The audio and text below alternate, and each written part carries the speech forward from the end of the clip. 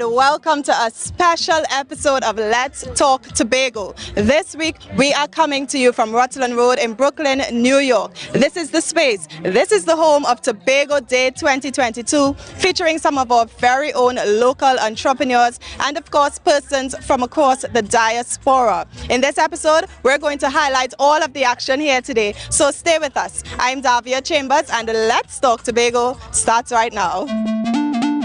Yeah, hey, where we going? Everywhere, everywhere.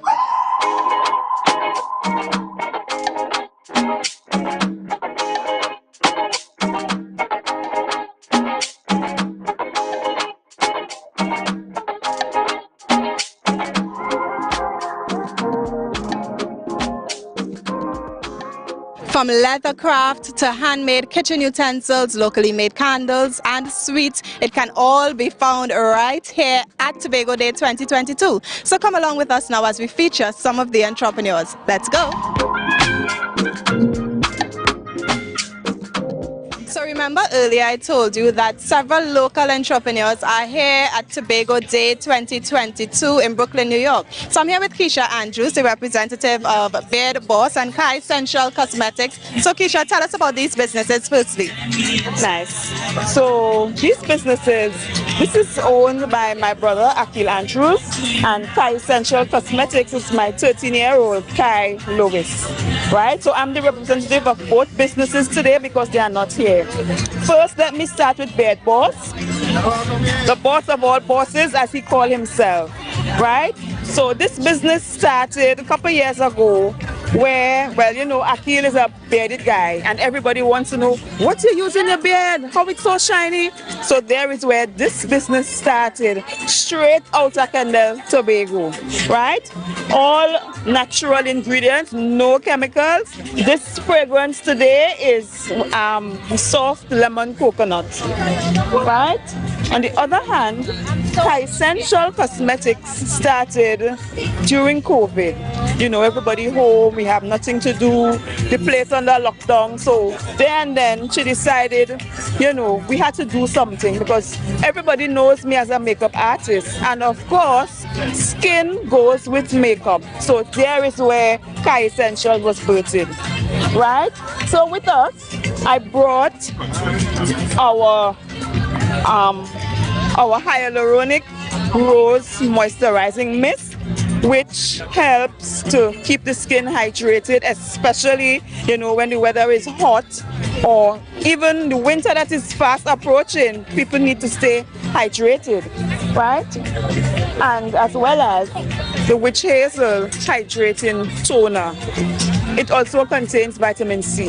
You know, the main base is rose water. It's a, you know, water base, but it's really nice and good for your skin. Keeps you hydrated and rejuvenated. And I'm guessing you use these products? Of course. Hence the reason I have clean, beautiful skin, as you can see.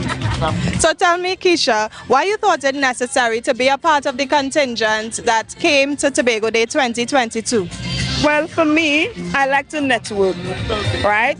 Tobago has a wide range of talented persons, and I think that, you know, representing Tobago is one of the best things for this 2022. You know, coming out of COVID, you know, the place was kind of shut down, locked down. So this event, 2022 New York, is one of the best. How has it been going for you so far? So far, wonderful. I cannot complain. So as we continue our interviews here at Tobago Day 2022 with some of our local entrepreneurs, I'm here with Mrs. Lisa Arthur Lovell. Firstly, Lisa, introduce yourself and your business to our viewers. Sure, my name is Lisa Arthur Lovell and I'm the owner of Oceans of Notions by Lisa. It's a multifaceted company, but today we're featuring wellness from Tobago. And so today I have my teas, I have candles, room sprays, body oils, facial serums, and I have packets, some Tobago love packages with chocolate balls, enamel cups, local confectionaries for guests who would be passing through. Tell me, what kind of teas do you have on offer today? All right, so today one of my favorite tea blends that I have on offer is their loose leaf teas, and it's called Boku Rush. And it's a very warming tea. It has pomsite in it. It has pearl leaf, which is an imported tea leaf, but it's a very flavorful leaf that complements the pomsite and local fruits very well. So this is one of my favorites that's on display today. I also have an immunity tea, which is two simple flavors that I call Featherlight, and it's lavender and peppermint. And I sourced these peppermint leaves from a lady in Golden Lane during the pandemic, and I have lots of trees now. So this is also one, if you're feeling like something is coming, it's a great tea to drink to get over any flu symptoms that may be coming on. Yeah. Tell me, what's your goal being here at Tobago Day 2022 as an entrepreneur? Do you have a goal for your business? Really and truly, because we've penetrated the foreign market already, because we do have a store open in Florida at my brother's Salon de Glow Coffee Bar. So we have a full boutique area in that space. Also, we have the teas, we have the candles, we have the room space. But to get to New York, where the demographic is, how should I put it? It's more enhanced because New York is like home. So the demographic from here, the diaspora, is able to experience everything that we have to offer. And so this is great. We're excited to do this, and we're excited to share what we have. Now we're here at a booth that is offering locally made candles, soaps, hand sanitizers, and oils. Firstly, can you introduce yourself and your business to our viewers? Sure. So my name is Giselle Drew, and this is Tobago Wick of Plymouth, Tobago. What does Tobago Wick offer? Okay, so Tobago Wick offers a range of things. We make coconut and soy wax candles, and the special thing about these candles is they're named after local beaches, villages, and local sayings. And what are some of the scents you have here today on display? Okay, so today you'll get Sex on Grafton Beach, a popular favorite, Mount Irvin Madness, Nostalgic Nylon Pool, Strawberry Bliss, Buku Reef. And what does the Buku Reef smell like? The Buku Reef smells like the Buku Reef. Like, it smells like a sunny day when you're out there. It's like a powder fresh scent, sea breeze. It's a culmination of all things Tobago. All right. How has Tobago Day been going for you though? Honestly, I think it's really excellent. I am so pleased that we were invited, and I think this is something that's going to encourage economic growth, and it's a great thing for people who are creating things in Tobago to be out here and representing Tobago and basically showing the world what's possible, what we can do, and what we offer. Listen, anything you are looking for, you can find at Tobago Day 2022. You see this beautifully created neck piece. This was made by Mrs. Donna LaRoche of LaRoche Unique Designs. Yes. Tell me about your business firstly. LaRoche Unique Designs. We design with you in mind. We take ocean jaspers from the ocean of Tobago, and we hand paint them, and we make them into beautiful gems like this that make you feel confident when you go out there. You make a bold and a proud statement, and you're looking for something custom made, we can assist you. Color, shape, size, anything, check us out. And there's only one piece of each. One of a kind pieces, no duplicates. So you know when you're wearing that piece, it's uniquely yours. Why did you find it necessary to be a part of Tobago Day 2022? Well, after the COVID, we decided, okay, am I going to travel or not? But then I said, you know what, let me take a chance. So here I am. I've always been traveling in the summer, but I decided this year, let me at least try to make some money while I travel and take my business to the world. So this is, actually, I'm here with tea, and our motto is take the business to the world. So this is what we're doing here today at Tobago Day in Brooklyn. And how has patronage been so far? It's been great. I'm almost sold out. So we have to take a break, but when we return, more highlights of Tobago Day 2022. Stay with us. Let's Talk Tobago. We'll be right back.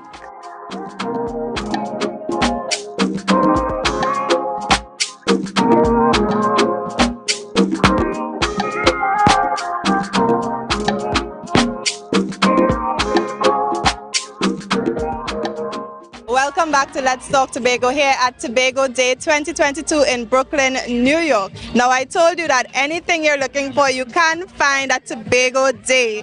Here is a handcrafted grater made by the founders of Rub That Flavors. And I'm here with co-founder Mrs. Mackenzie. So firstly, you're going to introduce yourself and your business to our viewers. Right.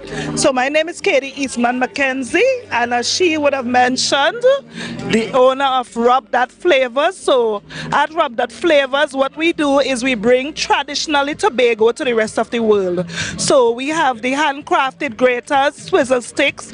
We have the herbs and spice blends that flavor of the Tobago harvest. We have it here. We have bay leaf as well. We have snacks that carry banana, mango, guava in it. And we also have the Tobago bush bath available here. Tell me more about that Tobago bush bath. So the Tobago bush bath is a rite of passage that we have where our foreparents or grandparents' parents carry us to the rivers and bathe us with different herbs. And these herbs have mood boosting properties. These herbs also detoxify the skin and make you feel like a new human and look a little more desirous. All right, and how has Tobago Day 2022 been going for you? Oh, it's amazing. It's truly an experience, and I would encourage any Tobago entrepreneur to be part of this event. Now, Tobago Day provides an opportunity for entrepreneurs to network and to sell their products to the diaspora here in New York. Beside me is Miss Mary Tangyu. She is the consul of the Consulate General of the Republic of Trinidad and Tobago here in New York. And the consulate hosted some of our entrepreneurs on Friday evening. Tell us firstly about that experience, Ms. Tangyu. Hi, it was a really heartwarming experience to see all the talented Tobago entrepreneurs fly in and know that they had their products displayed. We invited some investors to participate, based in Manhattan and throughout Queens. We had a fairly okay turnout, and we also encourage a lot of these investors to come to Tobago Day today to celebrate with the Tobagonian diaspora in America. And I know one of the entrepreneurs was saying to me that basically out of the experience, they were told to be ready, get ready. What does that mean? New York is a very fast pace, but there is a huge Trinidad and Tobago diaspora out here. So I think there's a ready access and interest in the Tobagonian products. So I think it was good advice they were given. And tell me, lastly, how are you enjoying Tobago Day 2022? It's been a delight so far. The staff of the Consulate General is here with me. We brought out our Consul Immigration, Mr. Marlon Shuing, our Consul Security, Ms. Kanisha Borrell. We have our lovely staff of the Consulate, and we have our booth set up. So any questions, we're ready for you to assist. Well, thank you so much for doing this interview with us, Ms. Tangyu. Do enjoy the remainder of the day. You too, and thanks so much. Today, team has found it important to present us with a day when we can come out, every one of us, and celebrate Tobago Day. But in my thinking, I'm saying this day is good. In this crowd, there are so many important people who are doing so many important services to build and develop America, that I am comfortable in saying we are not just local, we are now international. We are not just building Tobago, we are building the United States of America. Because this is what we want to do. For the diaspora people, we have been hearing your concerns. It's difficult for someone of the diaspora to go back home and build. All right? It's difficult even for you to get your passport. What's supposed to take 1 week or maximum 2 weeks is taking 4 months and 6 months. Madness! We have to bring those things to an end. That's my job, to fix that. Because we said we are going to fix it, right? And so we need to fix that. I will be making moves to attend to that issue.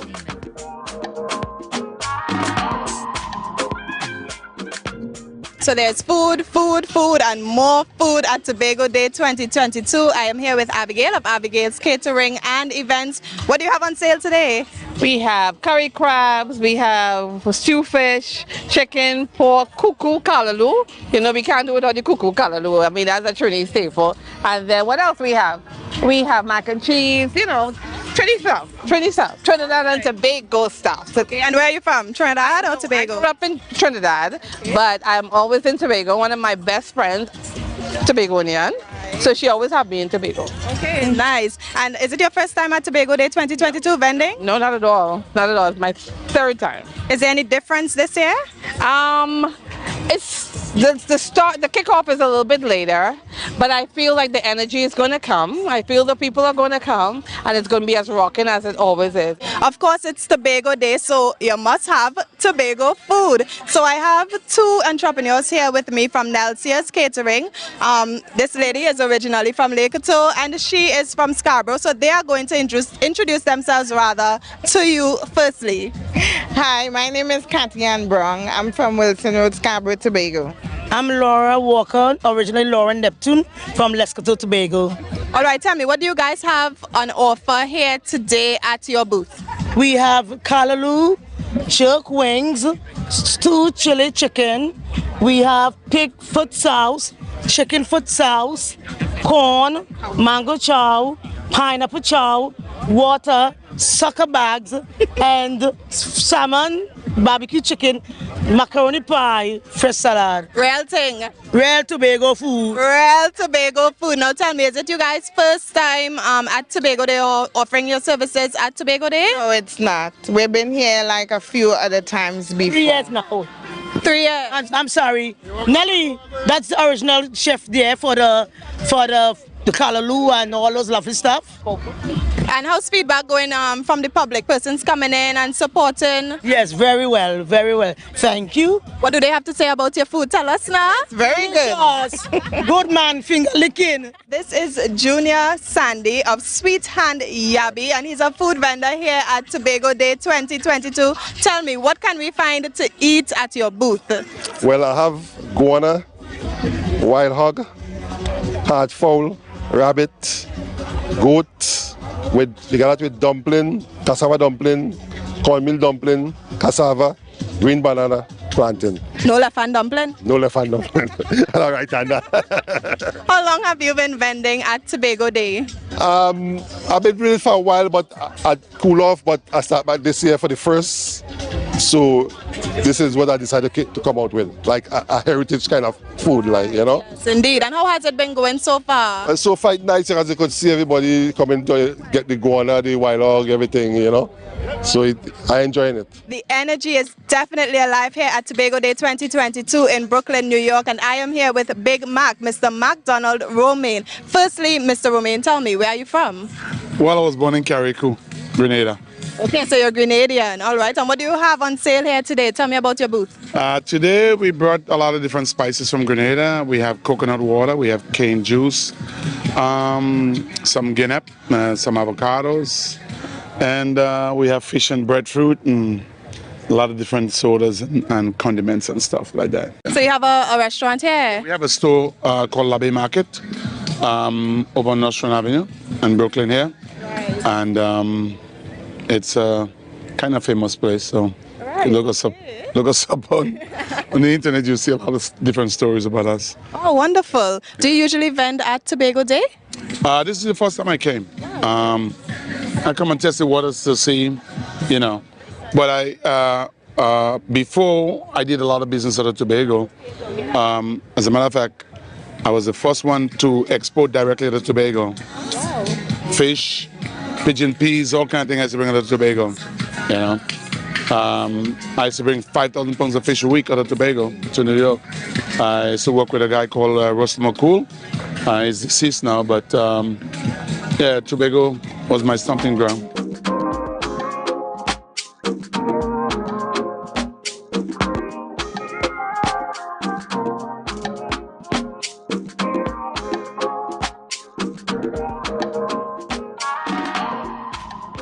So as the shirt says, to be Ghanaian is to be this gentleman. So he's firstly going to introduce himself to our viewers. Tell us your name and where are you from? My name is Alan Rayburn, originally from Collar Hall, Scarborough, Tobago. All right. Then moved to Signal Hill, went to Bishop's High School, Tobago. Then I went to University of West Indies, and now I'm here in the States. He gave us the entire rundown. The entire rundown. So in case they're questioning my Tobagonianness, you know what I'm saying? Thank you for that. Now tell me, how are you enjoying Tobago Day 2022? Well, it's going great so far, right? Nice seeing all the exhibits, all the local products. which I will be partaking in heavily. I have my bag right here. What did you purchase? A little bit of everything. Bene balls, fudge, tamarind balls, red mango, nut cake, everything. And I'm making my rounds. I'm gonna get some more because I gotta stash. I gotta keep up. Are you a usual patron of Tobago Day? First time. First time. So what brought you this year? I just so happen to be off. Right? I just so happen to be off this weekend.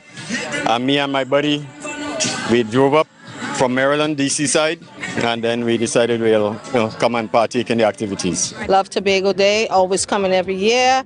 It's one of my greatest pleasures of being here. Hi, I'm Patricia Nurse. I'm from Trinidad and Tobago. I'm always in Tobago, always. As a matter of fact, I have a son with somebody from Tobago. Thomas, his grandmother is one of the oldest women in Tobago from Buckbuck Alley, 103 years old. Yes. So I've been coming to Tobago Day for the past 4 years now, and I really love it. But I think my main thing is Lord Nelson. My main thing is Lord Nelson. We're sure you want to see more of Tobago Day 2022, so no worries, we got you when we return more highlights of Tobago Day 2022 here in Brooklyn, New York. Stay with us.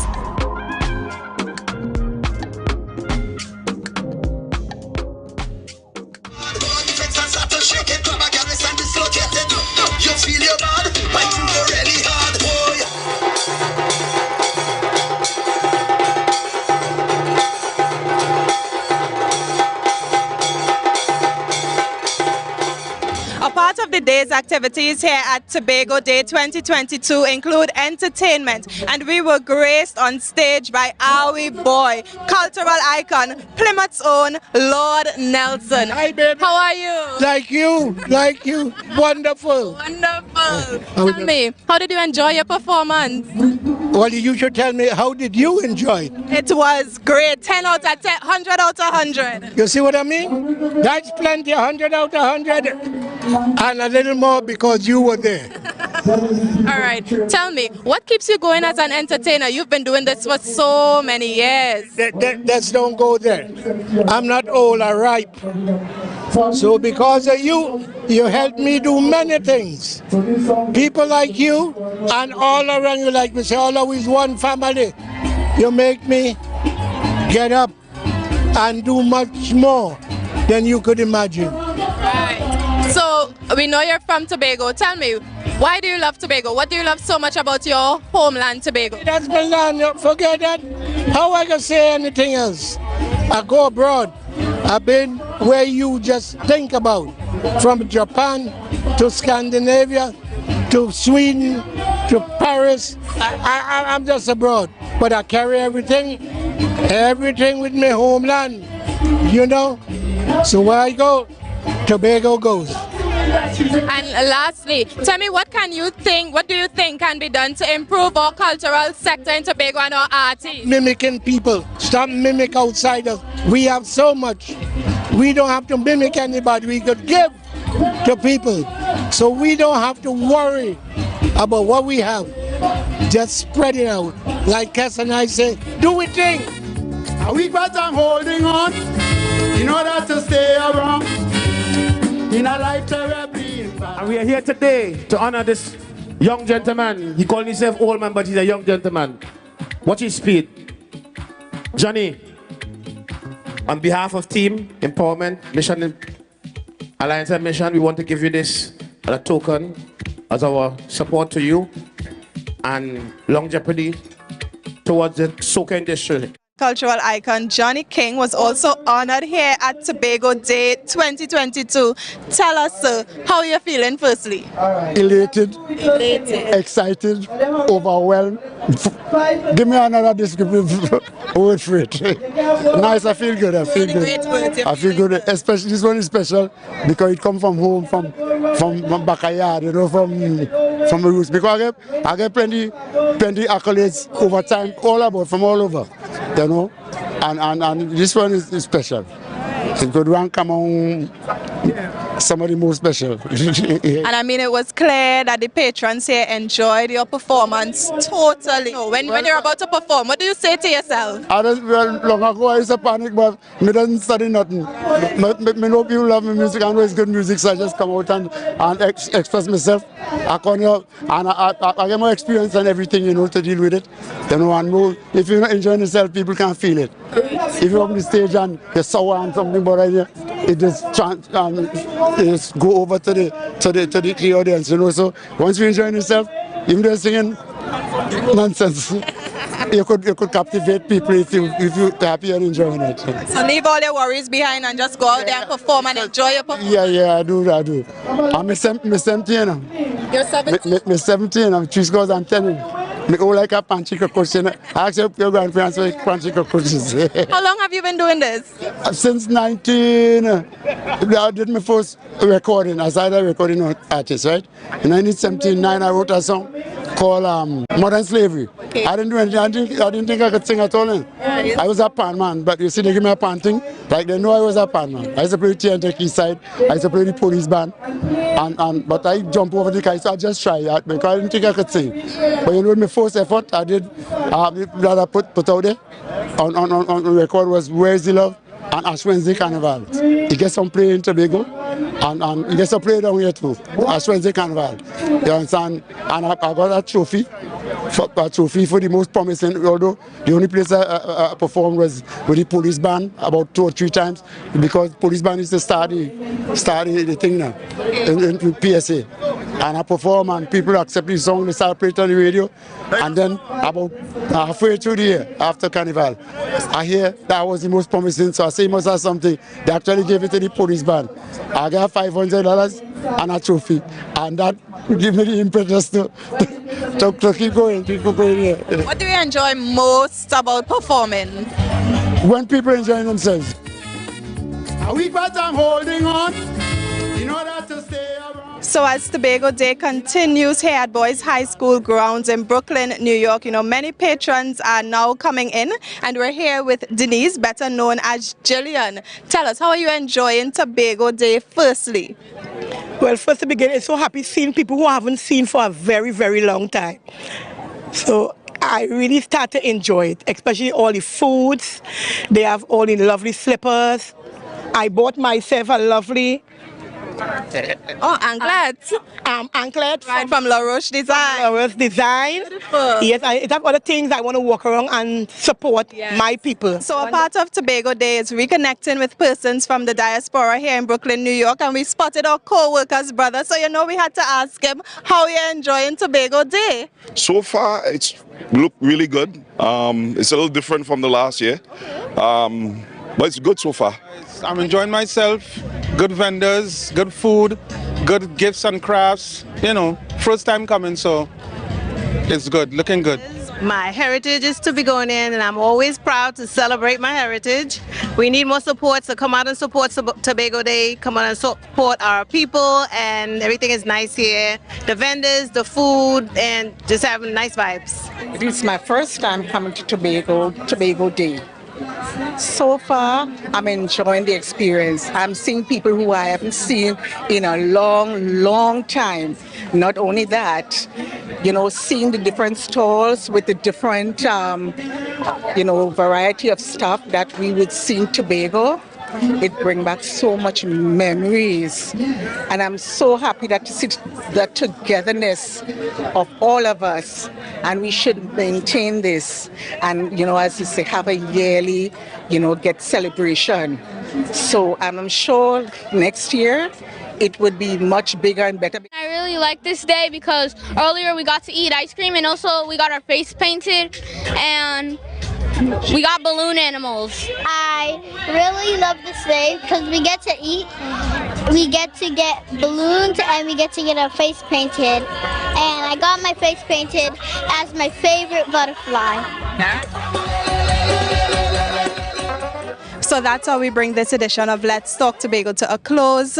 Please remember to send your queries or comments about our program, and be sure to visit our website, like our Office of the Chief Secretary Facebook page, follow us on Instagram and Twitter, and subscribe to our YouTube channel. I'm Davia Chambers, on behalf of all of us at the Department of Information, Office of the Chief Secretary, Tobago House of Assembly, we wish you a safe and fantastic week.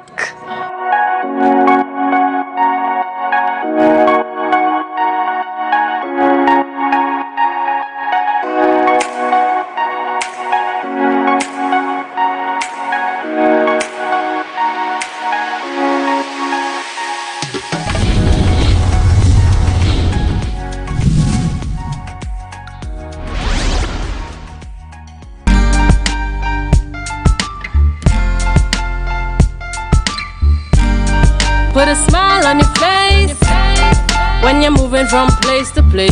Good morning, good morning, morning, good morning, morning.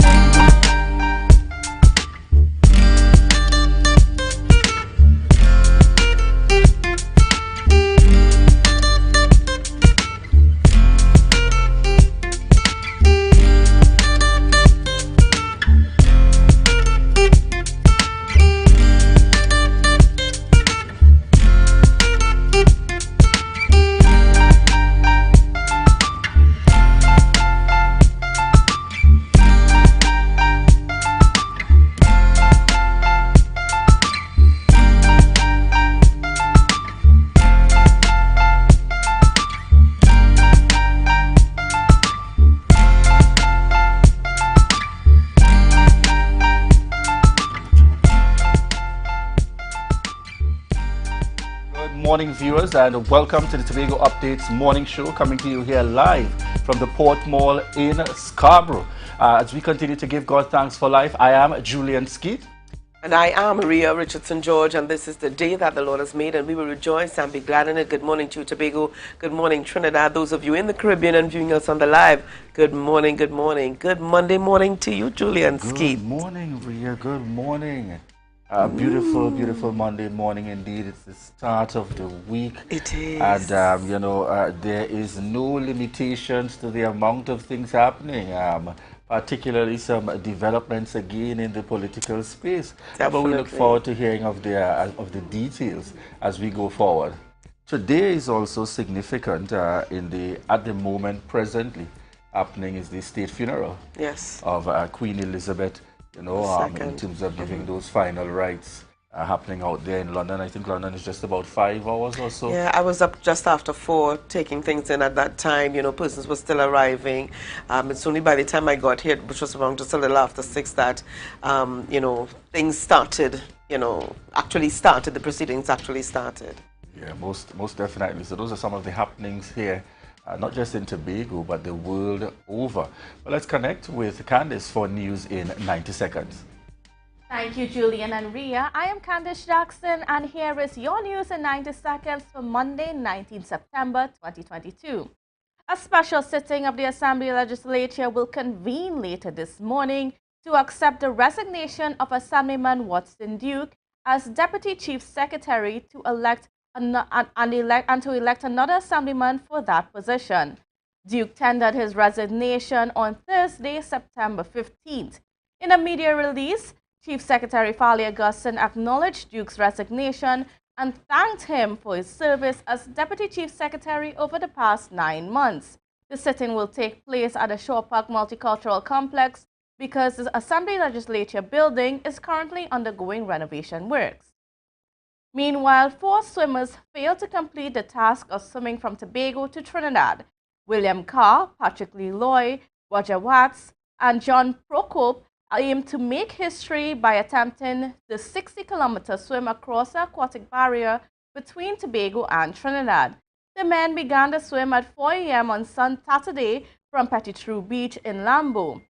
However, 10 hours into the swim, the men were pushed northwest by a strong ocean current and began struggling with the high winds and waves.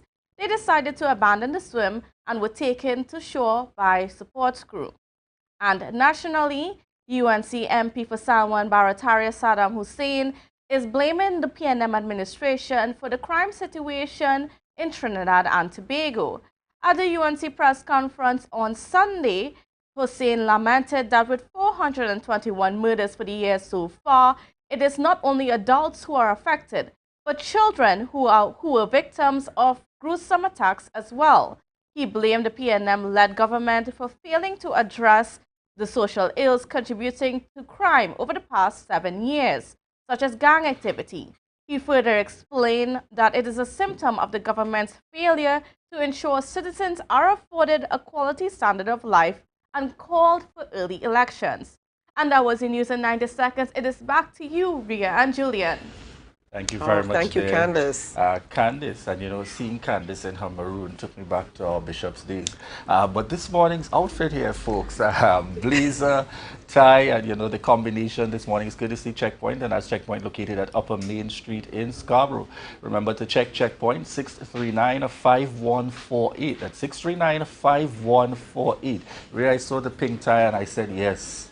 And I said yes. I'm not someone that's too much into ties and so on. Yes. But when I saw it, I said yes. Yes. And interesting enough, we're somewhat matching this morning. Somewhat matching this morning. That connection. I told you the color stood out even more when I saw Candace there in her full maroon. The Bishop's thing. Cindy Ramnarine would be very proud at this moment.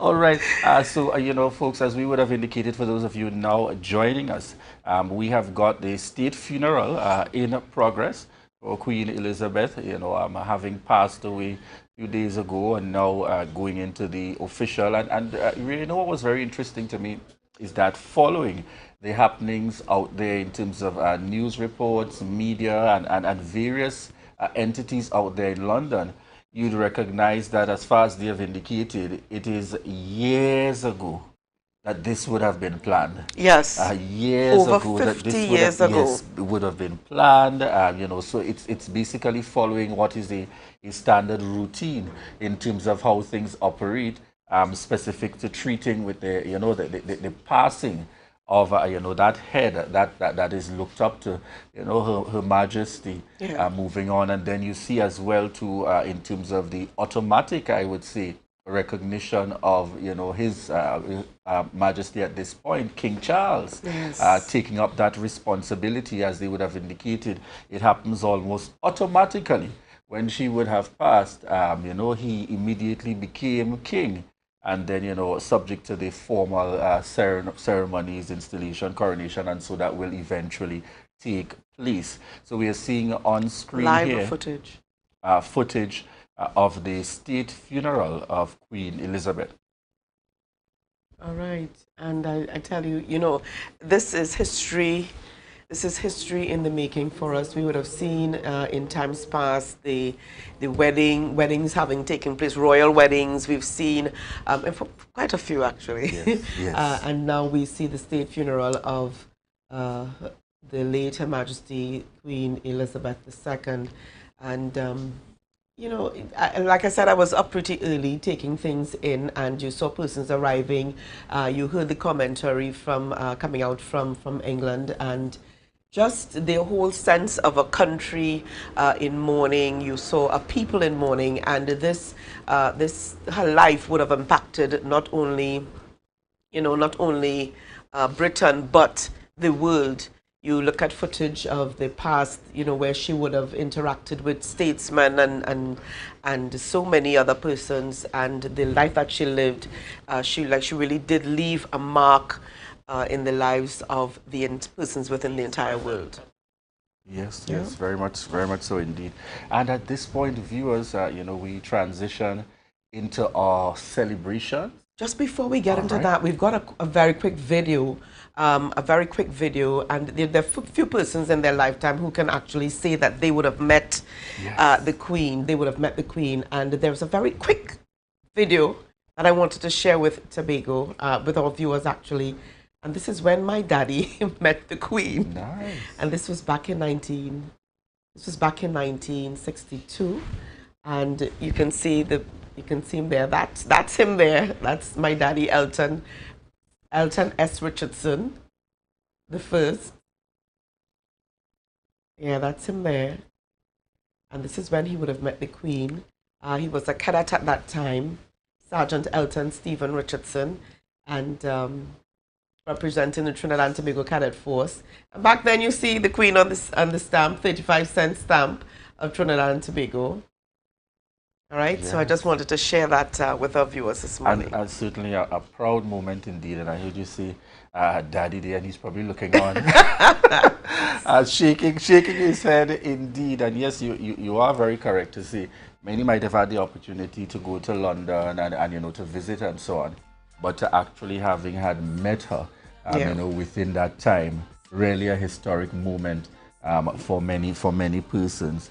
All right, viewers, so we're heading straight on into our birthday celebrations. And we got to catch up, Ria, based on the weekend of celebrations that took place. And we get started this morning with Vern Joseph. Vern Joseph, so we want to send birthday shout-outs going out to Vern Joseph this morning. Happy birthday, Brother Vern. We've got Terrenio Tracy. Terrenio was at one point in time the base commander for the Trinidad and Tobago Cadet Force. No, sorry, not, Coast Guard.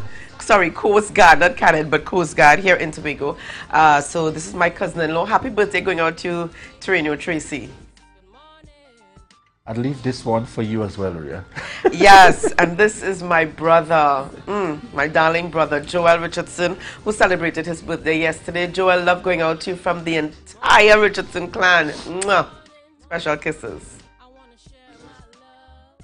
And this gentleman, we saw him a little while ago in Tobago Day. Hails originally from Calder Hall, but lived in Tranquility Heights, Signal Hill, now out there in the U.S. Alan Rayburn, who celebrates his birthday. Alan, love going out to you from Tobago. All right, birthday shout-outs this morning going out to Dr. Carol Jagdeo. Carol Jagdeo, wishing you a happy birthday. And a proud Bishopian, Julian. I have to say it. Lisel, I'm saying it for you. A proud Bishopian. Lisel York is celebrating her birthday. Lisel, lots of love going out to you. Sending birthday shout-outs this morning to Avion Reed. Avion Reed, it's your day. Wishing you a happy birthday. It's the lady herself, Assemblyman Megan Morrison. It's your day, it's your time to celebrate. Imagine she's celebrating in the house because you know they got a special sitting on. But we're wishing you a happy birthday, Megan Morrison, this morning. All right, sending birthday shout-outs to Kenneth Otley. Some of you may not necessarily know him by that name. Yes, this is the man himself, Shorty of Shorty Promotions. So we're sending birthday shout-outs to Kenneth Shorty Otley. All right, and birthday greetings this morning going out to Talisha Tony. Wishing you a happy birthday, Talisha. Have an enjoyable one. This young gentleman met him from as early as involvement in youth development work straight out of Bethel, Ayodele Kojo. So we're wishing you a happy birthday, Ayodele Kojo. And this gentleman here on screen, Ria, you should know this gentleman. Definitely. All right, so we're sending birthday shout-outs to Valdez of Da Vinci Studios. Wishing you a happy birthday, Valdez. And I think we've got some I think we've got a couple others. Yeah, we've got a couple others. Got some more birthdays on the lineup this morning. All right. So while we wait to connect, because really, you know, it's a lot coming out of the entire weekend of celebrations that would have taken place. Ria, who do we have on our rundown for this morning? Oh, Julian, I'm really glad that you asked that question. So, you know, the discussion still continues here with regards the resignation of the Deputy Chief Secretary, Mr. Watson Duke. Yeah, Mr. Watson Duke. Oh boy, yeah, we just... I'm having one of those moments with regards to resignation of Mr. Watson Solomon Duke. And coming up on the program this morning, we will be chatting with Mr. Rodney Pigott, who is the director and chairman of Civil Net. And it's all about let's all pull Tobago together. Again, the discussion continues on the resignation of the Deputy Chief Sec and the legality of this resignation as it pertains to the Constitution. So it seems as though Mr. Duke may have, you know, resigned, but whether or not that resignation and the manner in which it was done was according to the Constitution of Trinidad and Tobago. So we got some information on that on the program this morning. All right, excellent. So viewers, we want to continue to express our thanks and appreciation for all the love and the support, and thank you for choosing the Tobago Updates morning show. At this point, we head on out. We pause just for a bit, but this is your opportunity, viewers, to share the live, share the live, share the live. And if you wanna test my style, you better have a whole lot of measure. Cause I'm a rock back chick, never tag along the never look back chick. Trendy, a little crazy, intelligently, singing rock back chick. Tobago Glass Supplies has been a leading name for over 37 years in the glass and aluminum market in Tobago. We provide an extensive range of high-quality, innovative aluminum and glass products for commercial and residential use. Competitive prices with superior and professional services by committed employees who are guided by rigid quality standards. Tobago Glass Supplies specializes in the manufacture and installation of glass and aluminum products that are essential to today's homeowners and the business environment. We are engaged in marketing, sales, and installation of a variety of products. These ranges from windows and doors to necessities such as mirrors for homes and vehicles, designed and manufactured in-house or imported.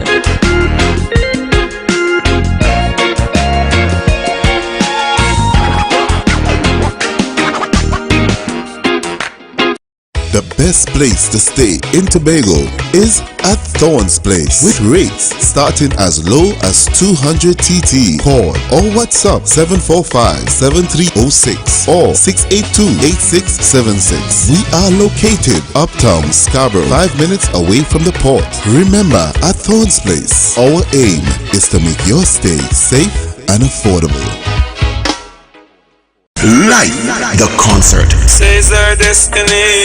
Friday, 23rd September. The night before Republic Day. She says our destiny to get next to me. At the concert capital, the Queen's Park, Savannah. Live the concert. Mavado and his full band. You can now get whatever you need whenever you need it anywhere in Tobago with Tobago. Your meals, medication, groceries, and shopping all delivered directly to you. No more hassle, no more stress. Get the Tobago app today on Google Play or Apple App Store. That's TAPPOGO and let us deliver to you. Check our website at www.tapogo.app or call the experts at 494-TOGO and 484-4746. Tobago. Relax. We will get it to you. Tobago's at your service. We are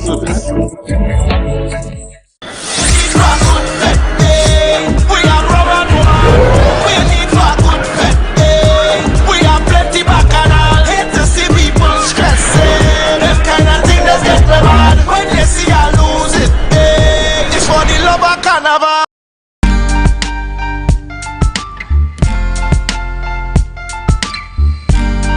Put a smile on your face when you're moving from place to place. Good morning. Viewers, welcome back to the Tobago Updates morning show. We are privileged to have on set with us this morning Mr. Rodney Pigott, who is the director and chairman of CivilNet Tobago. And this morning our conversation is on Let's Pull Tobago Together. Let's all pull Tobago together. And this is in lieu of the recent resignation of the Deputy Chief Secretary, Mr. Watson Duke. The legality of it, I think that should be part of the conversation as well. So Mr. Pigott is on the program with us to chat with us on these and some other issues as it pertains to the development of Tobago.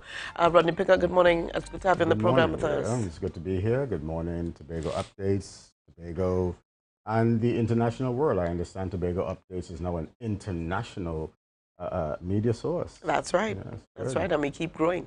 Good, good. All right. Now, let's get your thoughts very quickly here on the most recent developments. First of all, before we get to the resignation of the Deputy Chief Sec, what had happened before that, leading up to this resignation? Let's get your thoughts on the manner in which things were done, you know, the medium chosen or selected by the Deputy Chief Sec to put the party, the executive's business out so much into the public domain, and we we want accountability, yes, but did we need all of that? I mean, was it appropriate? I want to get your thoughts on that issue. Very good point, Rhea. Tobago CivilNet has been in a lot of conversations about this matter. We have been listening to Tobago civil society in all quarters, on the streets, the marketplace, you know, social media is where a lot of activity has been taking place. That's where a lot of our youth converge on social media. And what we have been able to glean from that is that while there are still some facts that needs to be revealed, what we can say so far is that the manner in which Mr. Duke chose to highlight the plight of the Roxborough group was definitely injurious to the psychology of the people of Tobago, right? It introduced terms such as we're embarrassed, we're ashamed. Several people and one Laughing person. stock of the world. Yes, the laughing stock of the world, especially of Trinidad. You know how Tobago feel about Trinidad, people laughing at them, and so forth. One person in particular on Facebook said, we're hopeless. Tobago is a hopeless place. These are responses to the way people are feeling, and they're trying to find words to put to the way that they're feeling. Those feelings are produced by the stress that was caused by the manner in which Mr. Duke chose to bring this matter to light. Let me ask you really quickly here. Is the media blowing this issue out of proportion? As the chairman of CivilNet, is the media making it into something that it is not, or more of something that it is not? I don't think so. I think it's the media's duty to keep matters of this nature in the forefront. In the past, we didn't have this luxury. We didn't have the social media. We didn't have the many different TV stations and so forth. We may have had one radio station, if we had a radio station, and so forth. So news of this nature would have taken a long time to move around the island, and many people would not have gotten wind of what is actually taking place. In today's world, information travels practically at the speed of light. You see, so it is really impossible for the media to not pay attention to what's going on. If the media did not highlight what's going on, the people would still know, because no, you have to understand, there is an alternative media in place called social media. And they really don't care whether or not Tobago Updates is following the situation, or whether or not, you know, TTT is following the situation, or any of those things. Once they get a hold of information, they will transmit it. What the media helps to do is to bring facts that are known to the forefront, because most times the media ought to be doing their fact checking. And so they don't just pick up information and just report it. No, social media will carry gossip, rumors, all sorts of things. Right. The media has a duty to find out the facts that are in the place and bring that to the forefront. So the media has a clarifying effect on information that is already in the public space. With regards the resignation of Mr. Duke, the Deputy Chief Sec, let's talk a little bit on that, and CivilNet's view on this resignation that was handed in, was submitted just less than a week ago, just a few days ago actually, by the end of the week, last week, Thursday, I believe it was. CivilNet's thoughts. Well, like everyone else, we were shocked, right? Everyone is really shocked that that is one of the responses that Mr. Duke has played, so to speak, in responding to things that are taking place. And we say responding because one has to look at it and know. You don't have to have all the facts to know that this is not planned. This is not what I planned to do when I was campaigning. Right. Right? So when my constituency placed their trust in me and voted for me, and voted for the members of my party to go into the THA and represent them, I, Watson Duke, did not have this as a plan in the back of my mind that I'm going to go in there, be Deputy Chief Secretary for about 9 months, and then I'm just going to up and quit. So this is not a cause. This is not a plan. This is something this is a response action. It's a reaction. Okay? And one can see that it's clearly a reaction based on the move that he made against the Chief Secretary by saying, I'm going to bring a vote of no confidence against you. Right. And as opposed to the Chief Secretary shuddering in his boots, he answered back the way he answered Tracy when he said, I have my court closed. Come on, let's go. He answered back and said, yes, bring your vote of no confidence, but if you fail, I am going to do this.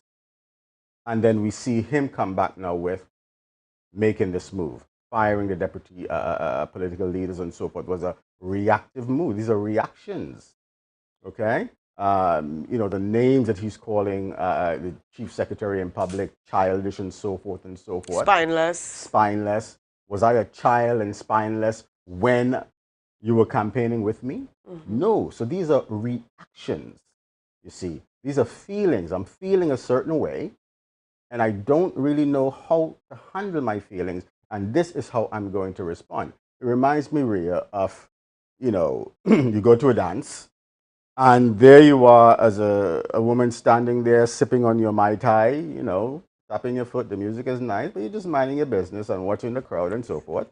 A gentleman comes up and he lavishes you with all the praises in the world. You are Cleopatra from the Nile, the most beautiful woman he's ever seen. May I have this dance, please? No, not right now. You stink and dirty self. Mm-hmm. You see? Yeah, yeah. Women go through that, right? Yes. It's a reaction, you see. And so that is what we're experiencing now, is reactions. And so the people are being sucked into these reactions because these reactions are really causing injury to the psychology and the social infrastructure of Tobago. And this is where CivilNet wants to focus its attention. We're not really getting caught up in the hype because, like I said, there's a lot of information, a lot of facts that still need to come out. But we need to stop the bleeding, and then we need to clean the wound. Part of cleaning that wound, Rhea, is hearing directly from the organizers of this Roxborough group, and I'm also repeating what Mr. Reginald Dumas said here on Tobago Updates. We need to hear from them directly as to exactly what transpired. They will help to put everything into perspective so that we could see Watson Duke's video in a more complete light. So far, what we have is the report coming from the PRO of Team in Brooklyn, who came forward and said what he did. He came forward, he said, and helped the group in Brooklyn find accommodation on the spot. Right. A kind woman in Brooklyn who had a basement. If anyone knows anything about the United States, we have basements in the United States. Some of them are finished basements with bar, pool table, all kind of things, jacuzzi down there. You could go down there and lime and sleep and all kind of things. They're nice finished, nice ceiling lights. And some basements are just storage areas. Right. You throw your, I don't want to see this for a while. Put it in the basement. Right. Cobwebs all over the place, rats all over the place in the corner and so on and so forth. You understand? And so this woman, the only space she had available was her basement. And she said, well, you could have this. You could use this. I'll fix it up, try to clean up as best as I can, and bring them here. And this is all happening at the spur of the moment. On the spur of the moment. So he did that. So he brought that to light. He brought to light the fact that he made that call and got an IOU from the Office of the Chief Secretary that, yes, go ahead, find them better accommodations, get them a hotel, make sure they're nice and comfortable, they're hungry, get them food, send me the bill, and I'll take care of that. And on the strength of that, this gentleman reached into his pocket and paid the $9,000 or whatever amount it was. These are facts that must come to light by receipt. And paid for that. That's about $10,000 a month. Right. US dollars. Yeah. So now come Mr. Duke claiming that, oh, some nice Tobagonian just came up and he had to go into his pocket and pay for them, omitting the fact that this is how it came to light. And the gentleman did call him. This is what he said. He called him and told him what happened.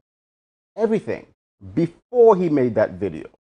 So therefore, we must see some disingenuous intentions on the making of that video. This is inherent. Because he would have had prior information. You would have had the facts on that.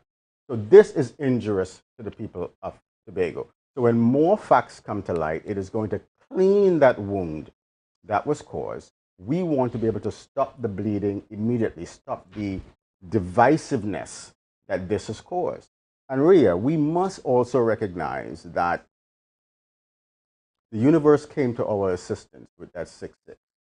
It recognized that Tobago is not a space that party politics must play a dominant role, not in the way Tobago is put together, the culture of Tobago. That is not designed for party politics to dominate. And if it does dominate, it must do so with restraints and rules built around it. And I remind people that back in 1796, George Washington said the same thing, that party politics is dangerous to democracy, and that a wise people would do well to avoid it and at best restrain it.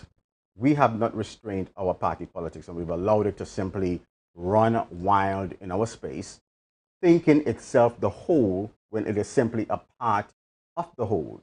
When the 6-6 came, the 6-6 came to fix that for us, right? We chase it away. It's like the woman who, it was, a storm, and the whole village started to flood, and everybody was, being rescued, and she was waiting for her Jesus to come save her. Eventually, she ended up on the roof of a house, right? Sailboats came. Come on, miss, we'll save you. No, I waited for my Jesus to come. Helicopters came. Oh, no, I waited for my Jesus to come. And several people come to rescue her. And finally, she drowned. And as the story goes, it's just a story. She went to heaven, whatever, or faced the gates. And she asked Jesus, what happened? I prayed. I thought I was waiting for you to come. And Jesus looking at her, you foolish woman. So many times I come to save you, and you turned me away. You see? So we got our rescue in that 6-6, and we turned it away. Right? It was saying to us, party politics needs to be constrained. You all need to work together. We all need to pull Tobago together. You can't leave the pulling of Tobago to one party over here and one party over there. The divisiveness will continue. The brouhaha came with PNM and the ousting of Charles and so forth. All of those things happen as part of an indication to us that party politics is out of control. And we ignored that, and now here we are. Party politics causing division. But now the division now, let's look at it very carefully. The division now is not just between two parties, PNM and PDP, dividing the population. That is already divided. So no matter who sits in the THA, the rest that did not go into the THA still remains divided against those who are in the THA, silently and unconsciously wishing that they fail because you're not my party. But now you're having a division within the party itself. All right, how do we begin to fix this? And let me just throw in here that one of our viewers on the live is asking, can we get Mr. Piggott for the hour, Rhea? Can we get Mr. Piggott for the hour? We see what can happen. I'm not sure of his other commitments, but we see what can happen there for you, Julia Brown. All right, how do we begin to fix this, Mr. Piggott? At this point in time, we've moved beyond shame and embarrassment. We've moved beyond being the laughingstock of Trinidad and the Caribbean. We've moved beyond that point. How do we begin to fix things? And let's talk a little bit here about the legality of Mr. Duke's, the Deputy Chief Sec's resignation. How legal is it? The manner in which it was done, how legal is it? Well, it was seen immediately when he addressed the letter to the Chief Secretary. Right. And immediately, one of our elders, Mr. Dumas, and Dr. Easton McKenzie, questioned, in one of the meetings we were having with the Tobago County of Elders, they actually questioned the legality of that letter, stating that at the very least, it should have been addressed to the actual presiding officer within the Tobago House of Assembly to go to the Assembly, and definitely not to the Chief Secretary, because the Chief Secretary did not appoint the Deputy Chief Secretary's position. So they questioned the legality at that moment. So what this creates is like a conundrum. It's another shock to the system. So we have not gone past the embarrassment, the shame, and the hopelessness, right? We're getting shock after shock after shock. So this has to be worked out. What also has to be worked out is Mr. Duke saying that I am not sitting with the majority and I'm not sitting with the minority. The THA Act does not contain a position for someone who is not with the majority or the minority. Where are you? Who are you? And we seem to be facing situation after situation that we've never had to treat with before. So it seems as though we're left with the question mark, wondering what next? What do we do? You see, and so that feeling of just being in the air with nothing under you, are we going to fall? I hear from young people stating that, things are going to fall apart. Maybe a carnival might fall apart. So people are slowly beginning to kind of panic as to what direction the THA will be going in.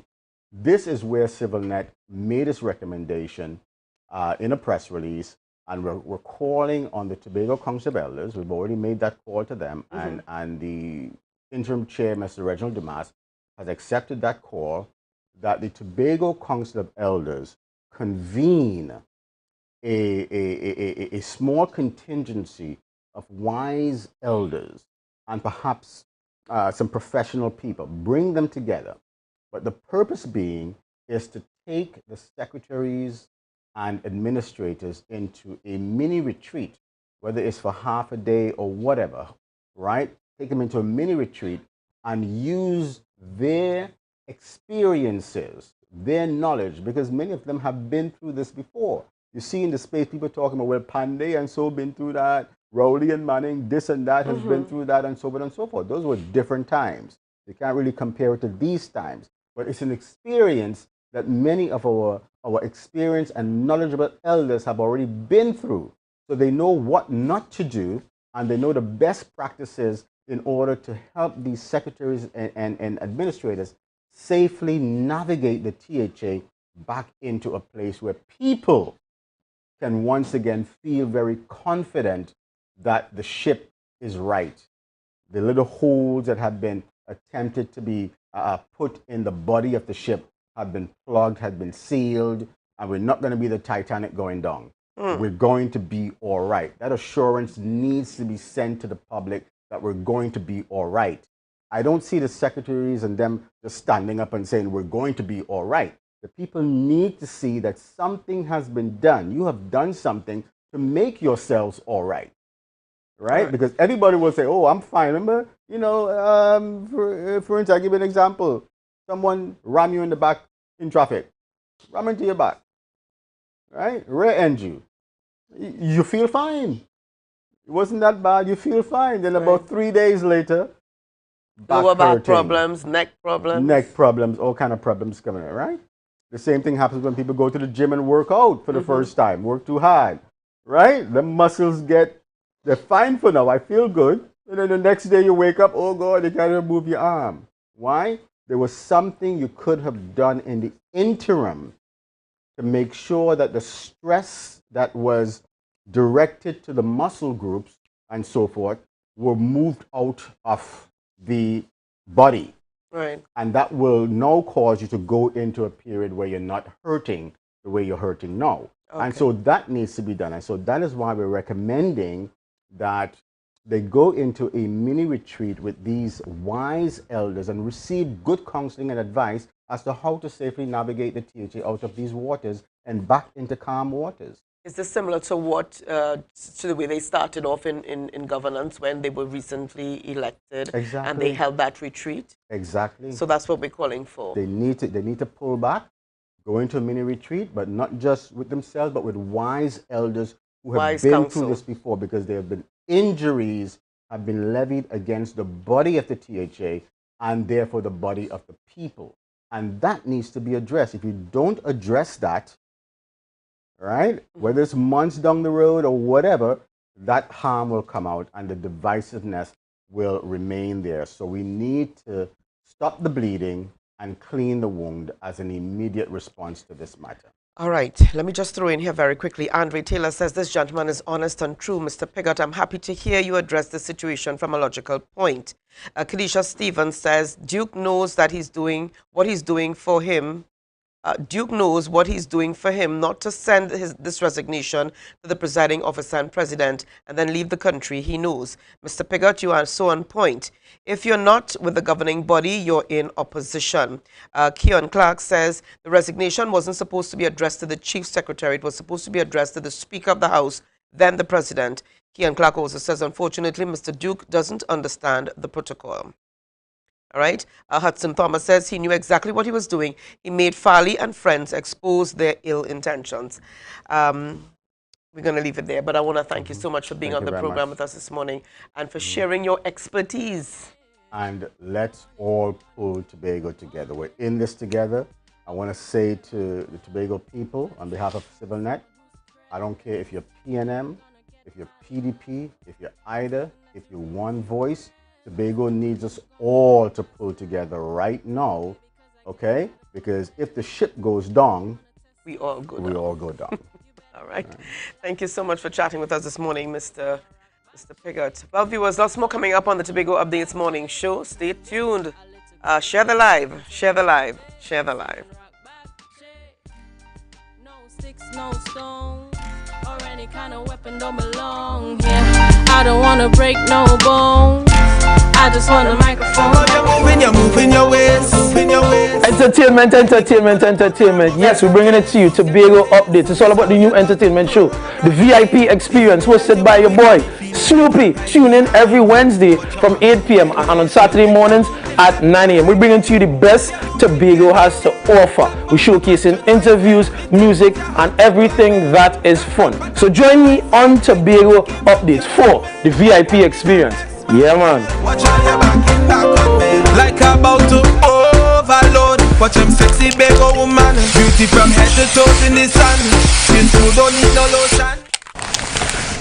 Mamai Lakai Home Services. We specialize in cleaning of carpets and rugs, mattresses, living room and dining room sets, vehicle detailing, cleaning and sanitizing of homes and commercial spaces. We also do landscaping and tree cutting, pressure and power washing, floor care, fumigating and air purifying. You can also call us for professional painting services, babysitting and adult sitting. Call us now 333-4430 at Mamai Lakai Home Services. We take cleaning to another level. MI4 Security Services Company is the most advanced security service in Tobago. Ask about our cash and transit service. It's safe, risk-free, reliable, and timely.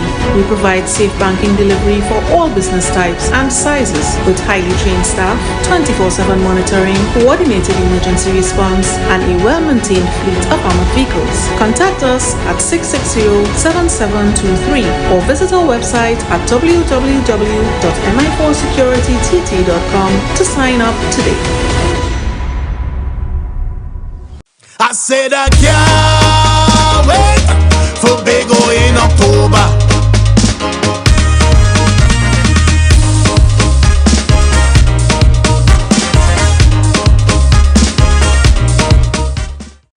Excel Spa by Haley, where our highly trained staff are ready to deliver the top-class services in facial massages, waxing, nail enhancement and body treatment. We are ideally located at Coco Avenue, Susolands, Tobago. You can find us on Instagram, Facebook, TripAdvisor, or you can call us on 730-0149. Excel Spa by Haley. Relax, renew, and rejuvenate.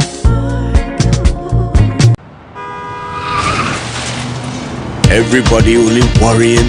Never ever worry. Don't mind how things looking hard. I tell them never ever worry.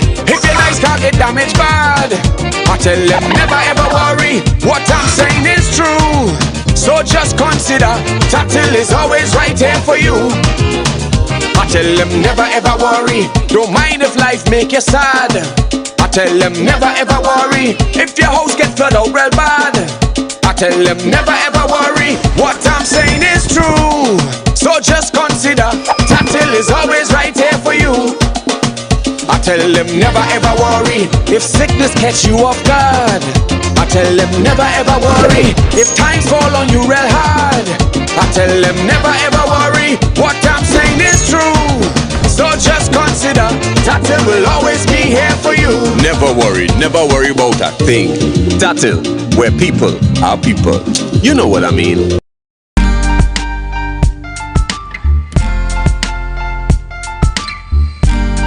Put a smile on your face when you're moving from place to place. Good morning. Good morning. Good morning, viewers. It is 7:45 a.m. and welcome back to the Tobago Updates morning show, coming to you here live from the Port Mall in Scarborough. In this segment, viewers, we are chatting with Brittany Romeo, and that's GCI's National President, and Janelle McConey-Critchlow, GCI National Councillor. This morning, are we speaking GCI Tobago, and in fact, we're speaking GCI in the West Indies and the world at large. Good morning, ladies. Good morning, Julian. How are you doing today? Fine, thank you. And let me take this opportunity to formally welcome you on set. And I want to ask the National Councillor and President of GCI Tobago, Janelle McConey-Critchlow, to start us off by giving us a sense of the significance of this visit, even if we have the additional celebration this year of the National President being from Tobago. All right, good morning, Tobago. Good morning, viewers. Well, normally in JCI culture, right, the National President visits every local organization. And we felt as though, not because she's from Tobago, we have to leave her out from that experience. So this week, National President, Ms. Brittany Romeo, would be visiting JCI Tobago. And her visit would entail training sessions, right? We had the cleanup beach on Saturday, the International Coastal Day cleanup, right? And we also have games night planned. So it's all about her giving back to her local organization. Okay. Excellent. Yeah. All right. And as we continue, we're going to head out straight on in. Tell us how this experience has been thus far as National President, having taken up the responsibility from January 1st of this year. Yes, I have. And good morning, Tobago. And let me tell you, it is really... It's very reflective when you look back and realize, wait a minute, this has happened for the last 9 months, and I've been very fortunate to be in this position as National President, because the last time JCI Tobago had a National President would have been 2017. So to go through the ropes and to learn about the organization, it has been very rewarding, fulfilling, and let me tell you, I have been all over the West Indies region for the past month and a half. So I can say that it has really been fulfilling to see how the local organizations in our respective West Indies region has been thriving and how they've been trying to push work. And just to let you know, I have been to Brazil this year, I've been to Curacao, Antigua, Barbados, Dominica, St. Vincent. It has been crazy, but I've really been enjoying it. So you see, folks, that's an immediate plug there. Groups Yes, and organizations of this nature, and I always make that point, give you the opportunity for greater exposure in terms of your growth and development. They do. So let's dive on into what is the visit going to entail over this period here with the GCI Tobago. Okay, so first off, we have the media appearance, right? And that is just to make persons aware of what we have planned for the week, right? So first off, today we have the media appearance. Well, actually we started on Saturday, right? Where we had we participated in the beach cleanup, right? So moving forward from that, Madam President, she's going to administer some trainings to the members of the local organization, right? You know, just giving them that sense of individual development, which is part of our mandate at JCI Tobago. Moving on from that, we would have like a games night where we bring members closer together, and we would also participate in JCI Trinidad's business and entrepreneurship program that they have for this week. So that is what the visit will mostly entail for this week for Madam President. All right. As National President, what's one of the main things that you hope to achieve here in the Tobago space? So for Tobago, I really must commend how, as local members, we have been thriving and trying to see how we can have that presence on the West Indies region. So I would like to see more members serving at the West Indies level. But more importantly, I really want to see that JCI Tobago continues to do the great work, because let me tell you, even from where I sit, JCI Tobago is one of the top 5 organizations in the West Indies region, and they have been doing such amazing work over the last 7 years since I've been a part of the organization. 10 years, you consider your tenure as well. So it's really amazing to see how they continue to grow and how they strive and how they come to be one of the leading organizations, NGO organizations in Tobago, and to continue giving that presence so everyone knows that, okay, this is what JCI can offer and this is how JCI can mold you into a really well-rounded young professional.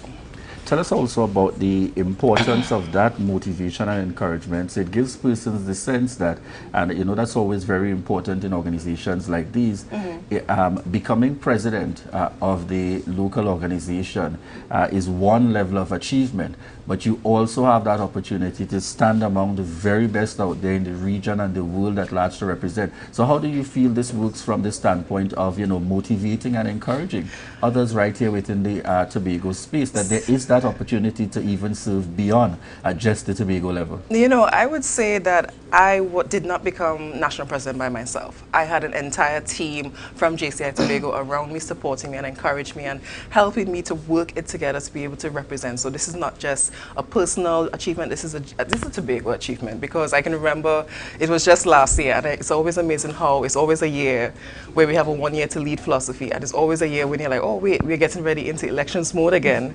And just looking back how to preparations and who had to be organizing and who had to set special meetings and all these things coming together, and having Janelle by my side, Kosi, Brittany, all these people coming together, and we were like, okay, we're going to do this. And I love how it was never, oh, it's Brittany. No. It became a Tobago effort, and as I think there was a caption, it was like, bring the presidency home, which was really funny, but it was really engaging as well, and I really must be appreciative of that, because without Tobago, I would not have been here now. And I want to use the opportunity for you to also highlight some of the Tobago persons serving on your team at the national level this time around. So I know we can talk about all, but we want to zone in on those from Tobago at this point. Course. So of course, I'm very grateful because I have the minority member, Senator Petal. She's actually my Senator chairperson, knowing that she was a past president for JCI West Indies in 2013, and she would have been instrumental in getting Tobago on board. So I felt it was only, only cathartic that she become a part of the board, with knowing that she would have helped groom another Tobagonian into the position. I have the very hard-working SG, my National Secretary General, Brittany Williams. Let me tell you, she is an amazing SG, as in you want to get things done and you want to make sure that everything is organized, because you cannot work without an SG. They become the body, just the brains of everything to make sure that you get things done and always reminding you of what you might be missing. So shout out to her. I know she must be like, but I'm grateful for her. I also have Vice President Sean Benoit. He is organized, and he is affiliated to assigned to Antigua, Dominica, and Grenada. And let me tell you, Grenada has been doing a lot of really nice work, which has been helping them, because they have been trying to get back into activity. And of course, since we have local organizations in Antigua, Barbados, Dominica, Guyana, St. Vincent, these are an entire team, and these are the 4 core members who, from the Tobago, are really showing a really good thing. And I know I should share it here, but we should, especially when we're preparing for them, they are actually vying for higher office in West Indies as well. So I'm really excited to see how they can be able to lead next year and to be able to continue the tradition that Tobago has, this level of leadership that always ascends to greater. Excellent. This is a great opportunity for me to ensure I shout out Petal out there. Yes. I remember from our very early days, Sean Benoit, Dion Isaac, Keston Williams, Kwesi Devines as well. Kwesi Devines, driving that whole mantra to be able to bring JCI to where it is. We want to also chat very quickly before we wrap this morning in terms of the convention that's coming up. So this is the 62nd JCI West Indies National Convention. But what is so important about this is because of the fact that for the past 2 years we have had it online. So this year it's the return to physical, and it's going to be hosted in the beautiful nature Isle of Dominica. And let me tell you, the preparations have been amazing to see how they've been welcoming persons and trying to see how they can organize. So we are having it physically. And if anyone is listening on the call and wondering, can you be able to attend? Of course you can, because it's an opportunity for you to network and see other like-minded individuals from around the region region, being a part of it and to see how we celebrate and of course elect the new board, present the reports as our national councillor from Tobago will be highlighting what has been going on for Tobago for the entire year. So it's really going to be a festive time, and once we know as a Caribbean we have to make sure and celebrate our uniqueness, our culture and our diversity. So it's really going to be an amazing time, and this is going to be taking place between October 16th to the 22nd. It's going to be a jam-packed week, and we're so grateful that we were able to get this done. All right. And our local president, before we close this morning, you got to tell us a little bit what's been happening with GCI. What would you say is at least one of the outstanding achievements thus far for the year, and what can we look forward to before the end of this year? Okay, so JCI Tobago has been really getting things done. We had our Savage project. We had that early up in the year. We did our first ever 5K tempo run in April, and we continue to develop individuals by administering a several amounts of training. But what we look forward to is after the convention, we are having our Global Entrepreneurship Week, right? And also we are having our first ever All Force competition.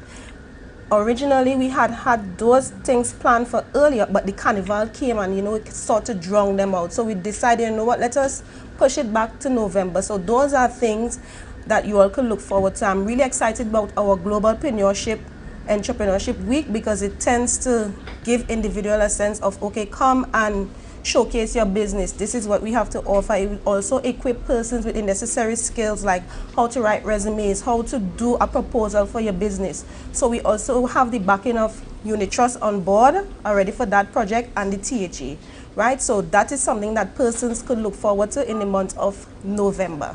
But to sum it all up, the year has been indeed challenging, right? It has helped me to grow significantly because, without challenges, you wouldn't grow, and you have to use challenges as opportunities. And I must say, JCI Tobago has indeed shaped me a lot, and I look forward to next year, not on the board, but working, so she says. but working in the background with my local president, whoever that may be. Hint, hint, Kosi King. Right, because she's presently my executive vice president, right? So, in a nutshell, she's next in line. All right. Yeah. So we continue to encourage, yes, my very good friend out there. Yes, Kosi, we calling out your name loud this morning. All right. And I see the message coming in asking if it's the same Petal. Yes, she's known in the Tobago House of Assembly space as Councillor Petal. But within the GCI organization, she has done exceptional work, really contributing in terms of her responsibility and having the title as Senator Petal. So yes, it's the same individual. So let's say thank you very much again this morning to Brittany Romeo, National President, and Janelle McConey Critchlow, National Councillor and GCI Tobago President, for joining us here on set. Thank you very much, ladies. Thank you so much for yours, we want to thank you so much for your continued love and support. Remember, this is your opportunity to share the live, share the live, share the live.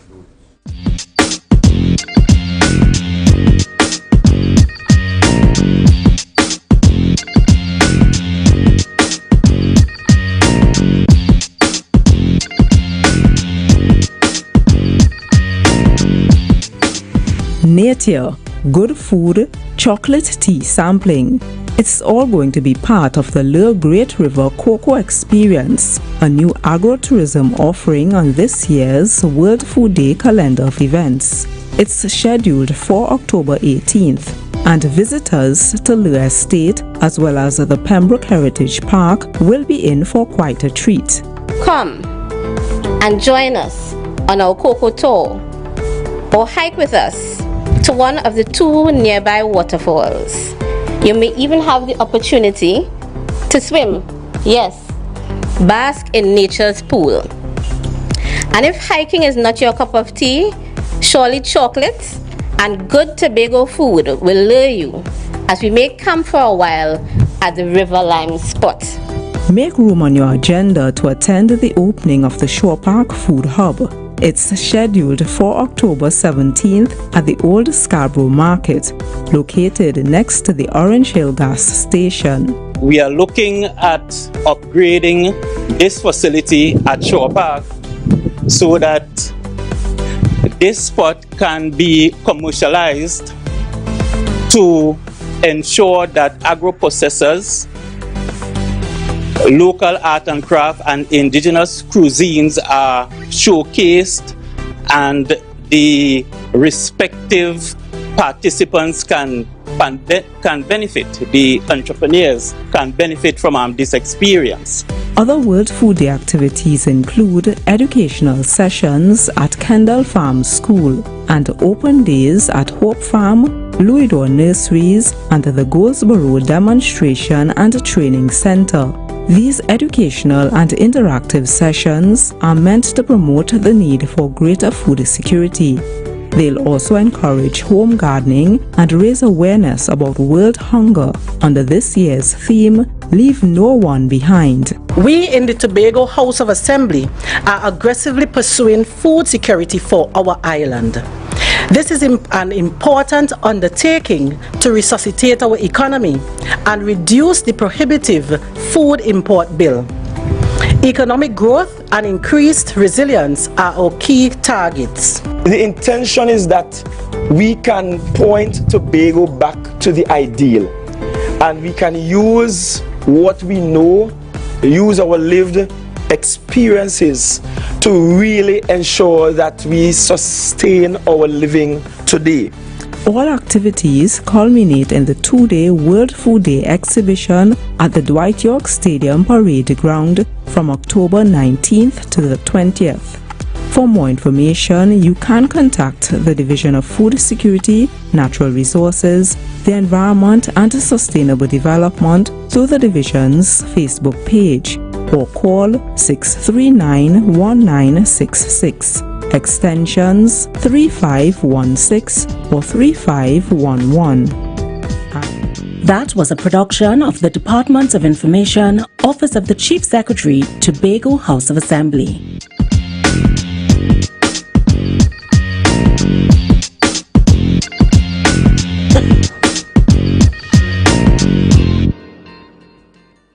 Good morning, viewers, and welcome back this morning to the Tobago Updates morning show, coming to you here live from the Port Mall in Scarborough. As a reminder, folks, we just want to let you know, as you're aware, this morning there's going to be a special sitting of the Tobago House of Assembly, and we go live here on Tobago Updates from 10 a.m. We go live from 10 a.m. this morning, and we will be having a pre-show going straight into the special sitting that takes place, and then we head on into the press conference that is scheduled for this morning at 11 a.m. So remember to tune in from 10 a.m. This morning as we bring a live coverage of all the happenings with this special sitting of the Tobago House of Assembly. And just before we wrap this morning, I also wanted to highlight some outstanding young persons. Before we get there, we still have some birthdays to run through. All right, we're going to get on into birthdays, but let me just, and I had a photo there that I wanted to bring up on screen. One of our loyal viewers with us at the Tobago Updates morning show. This, Ria, is the group of young persons, awardees yesterday, Secondary Entrance Assessment Bursary Awards 2020 to 2022. You know, we had the COVID taking place and challenging the opportunity to be able to host this function annually. Right. And this is actually kudos and commendations going out to the WIM Credit Union. That's WIM Credit Union. And this is actually the Sheila Peters Secondary Entrance Assessment Bursary Awards that took place. And yesterday the theme and the topic was overcoming obstacles.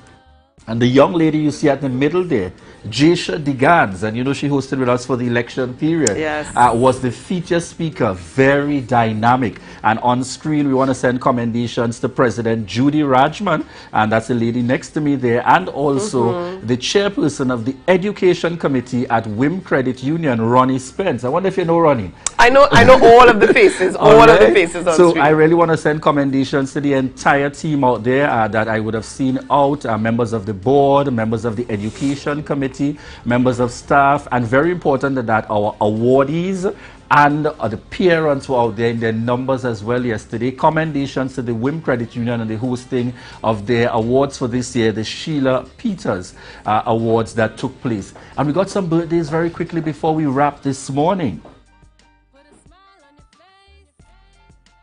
All right, and who do we have on screen here with us? We've got Kyle Stewart. Kyle celebrating his birthday today, and greetings is going out to Kyle from his wife and family.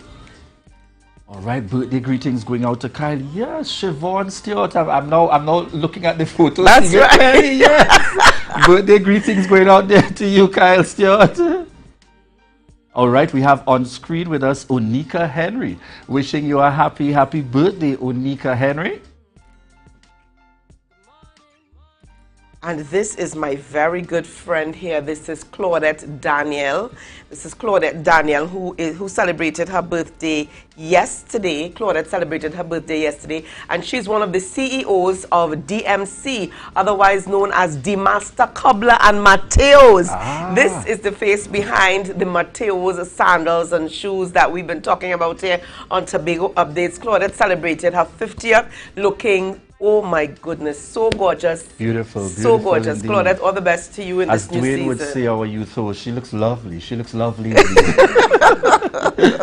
And we got on screen here with us our very own Anisha Hislop. Anisha Hislop, many would know her within the education sector, guidance, counselor and support, working along with our students. And so here in the Tobago space, we want to wish you a happy birthday, Anisha, and God's continued blessings as you continue to celebrate. All right, and we've got Tyrone Phillips. It's not Tyrone according to his wife, no, it's Tyrone Phillips celebrating his birthday. So love going out to you this morning, Tyrone, from your wife and beautiful daughters. All the best going out to you. And I got to mention here and give kudos, of course, persons in the technical field. The photos that you saw on screen for the WIM Credit Union, courtesy Valdez, the man who celebrated his birthday. That's I right. took the time out. So well done, Valdez. Thank you so much in terms of making things happen there, and the quality area indeed on point. Kudos to you, Valdez. All right. So viewers, we want to thank you so much for the love and support. Ria, anything happening on the live there? It's been so much this morning. I am not getting anything, but I think we have someone sending happy birthday to Anisha, Go LCJ. Okay, Nice. coming out from Kath Elizabeth Duncan. All right, and then I see some quick names here: Lucretia, Godfrey, Kuki, Mahil, Anne-Marie, Cindy, Denise Phillips, Camille Woods Phillips, Sharon Mills. We want to thank each and every one of you so much for the love and support. Marilyn Spence, Joe Field, morning of WIM Credit Union. And she was there yesterday, Ria. She said, make sure and remember us this morning, All right, we want to wish you all the very best. Thank you so much, Kuki Melville, Lisa James. Thank you all so much for the continued love and support for the Tobago Updates morning show. Remember, folks, we are finished this morning with the Tobago Updates morning show, but we're heading straight on over to GMT. And then remember, you stay connected with us from 10 a.m. We go live to connect you with the happenings for this special sitting of the Tobago House of Assembly, which would then be followed by the press conference. Remember, stay connected here to Tobago Updates. All right, and as we head on over to GMT with Candace, she will have on set with her later on this morning Cecil Caruth, Anderson Alfred, and Avery Seaton. So these are some of the guests that she would have coming up on GMT this morning. So Tobago, thank you so much for joining us. Have a great day. Something else Julian missed. Yes, Let me and hear you. Alicia Samuel says as we head on out, happy birthday to my husband, Junior Samuel, only on the Tobago Updates morning show, folks. All right, Auntie Debbie, good morning to you. Auntie Dora, good morning to you. Yes, Auntie Debbie, love going out to you. All right, so have a great day, Tobago. We're going to see you tomorrow. Have a wonderful day. Stay safe. Bye-bye for now. Bye-bye.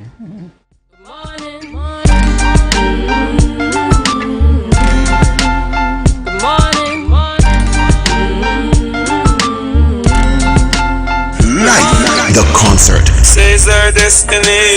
Friday, 23rd September. The night before Republic Day. She says our destiny to get next to me. At the concert capital, the Queen's Park Savannah. Live the concert. Mavado and his full band.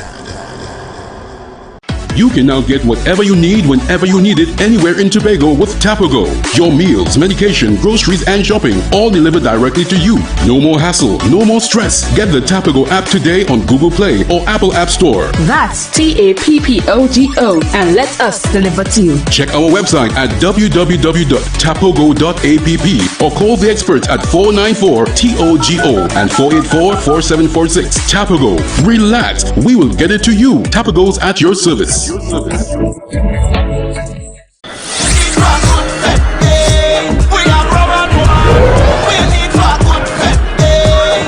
plenty bacchanal. Hate to see people stressing. This kind of thing that's get them mad when they see I lose it. in your waist, in your waist. Entertainment. Yes, we're bringing it to you. Tobago Updates. It's all about the new entertainment show, the VIP experience, hosted by your boy Snoopy. Tune in every Wednesday from 8 p.m. and on Saturday mornings at 9 a.m. We're bringing to you the best Tobago has to offer. We're showcasing interviews, music, and everything that is fun. So join me on Tobago Updates for the VIP experience. Yeah, man. Watch on your back on me. Like about to overload. Watch them sexy Bago woman. Beauty from head to toes in the sun. You too don't need no lotion. MI4 Security Services Company is the most advanced security service in Tobago. Ask about our cash and transit service. It's safe, risk-free, reliable, and timely. We provide safe banking delivery for all business types and sizes with highly trained staff, 24/7 monitoring, coordinated emergency response, and a well-maintained fleet of armored vehicles. Contact us at 660-7723 or visit our website at www.mi4securitytt.com to sign up today. Tobago Glass Supplies has been a leading name for over 37 years in the glass and aluminum market in Tobago. We provide an extensive range of high-quality, innovative aluminum and glass products for commercial and residential use. Competitive prices with superior and professional services by committed employees who are guided by rigid quality standards. Tobago Glass Supplies specializes in the manufacture and installation of glass and aluminum products that are essential to today's homeowners and the business environment. We are engaged in marketing, sales, and installation of a variety of products. These ranges from windows and doors to necessities such as mirrors for homes and vehicles, designed and manufactured in-house or imported.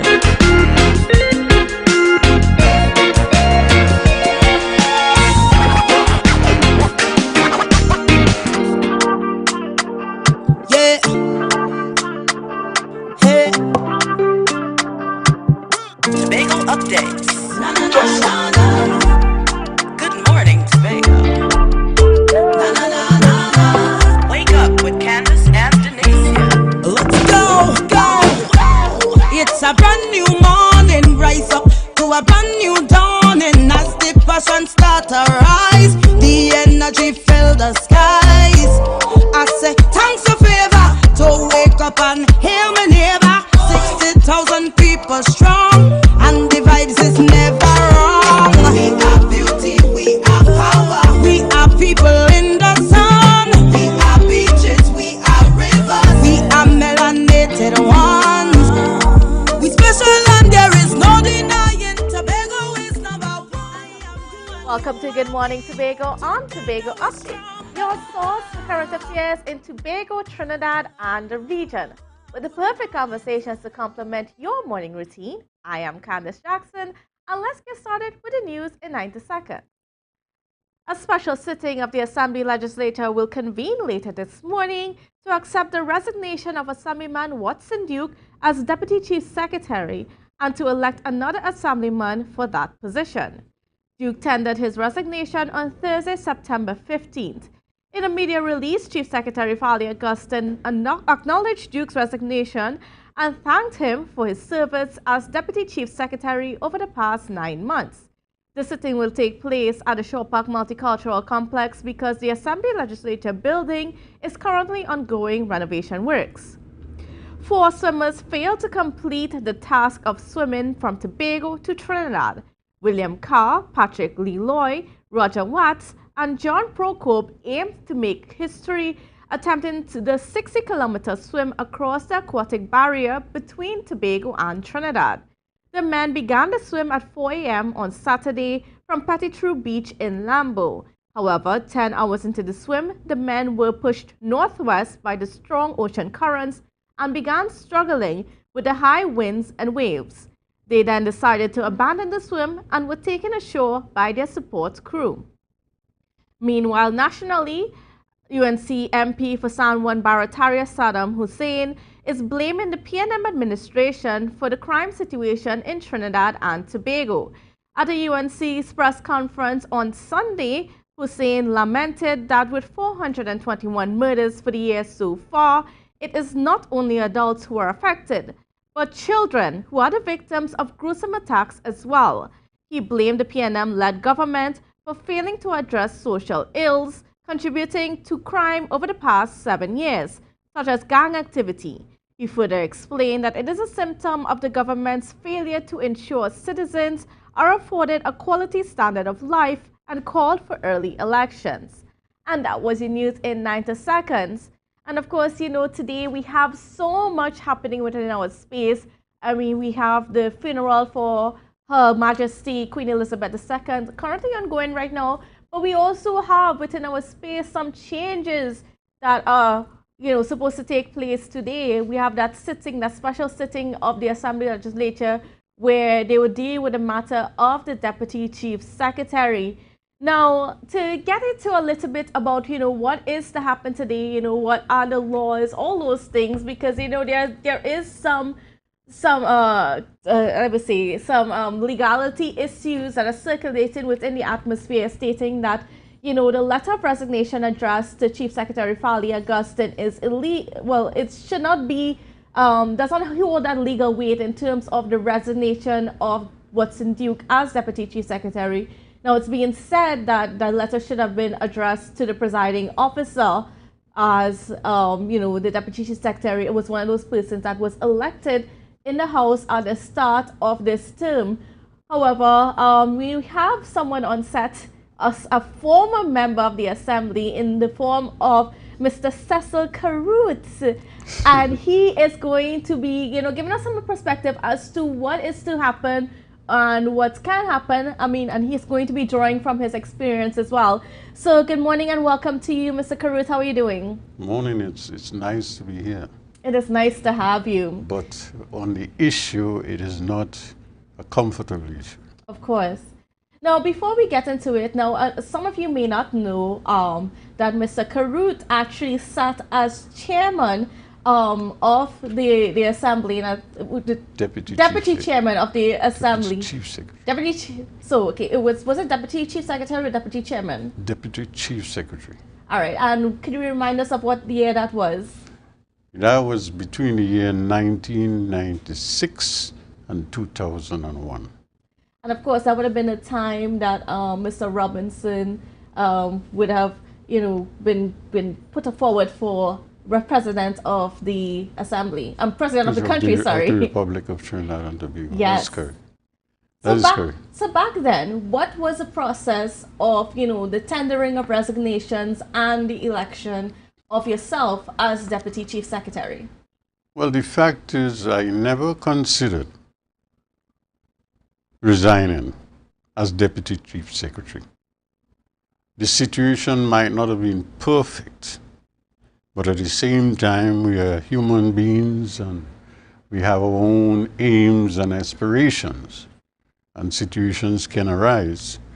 So you've got to be mature to understand what is happening, and that whatever you do affects the popular people.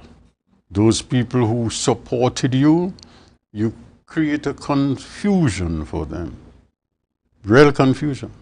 Yes. And disappointment among a lot of people.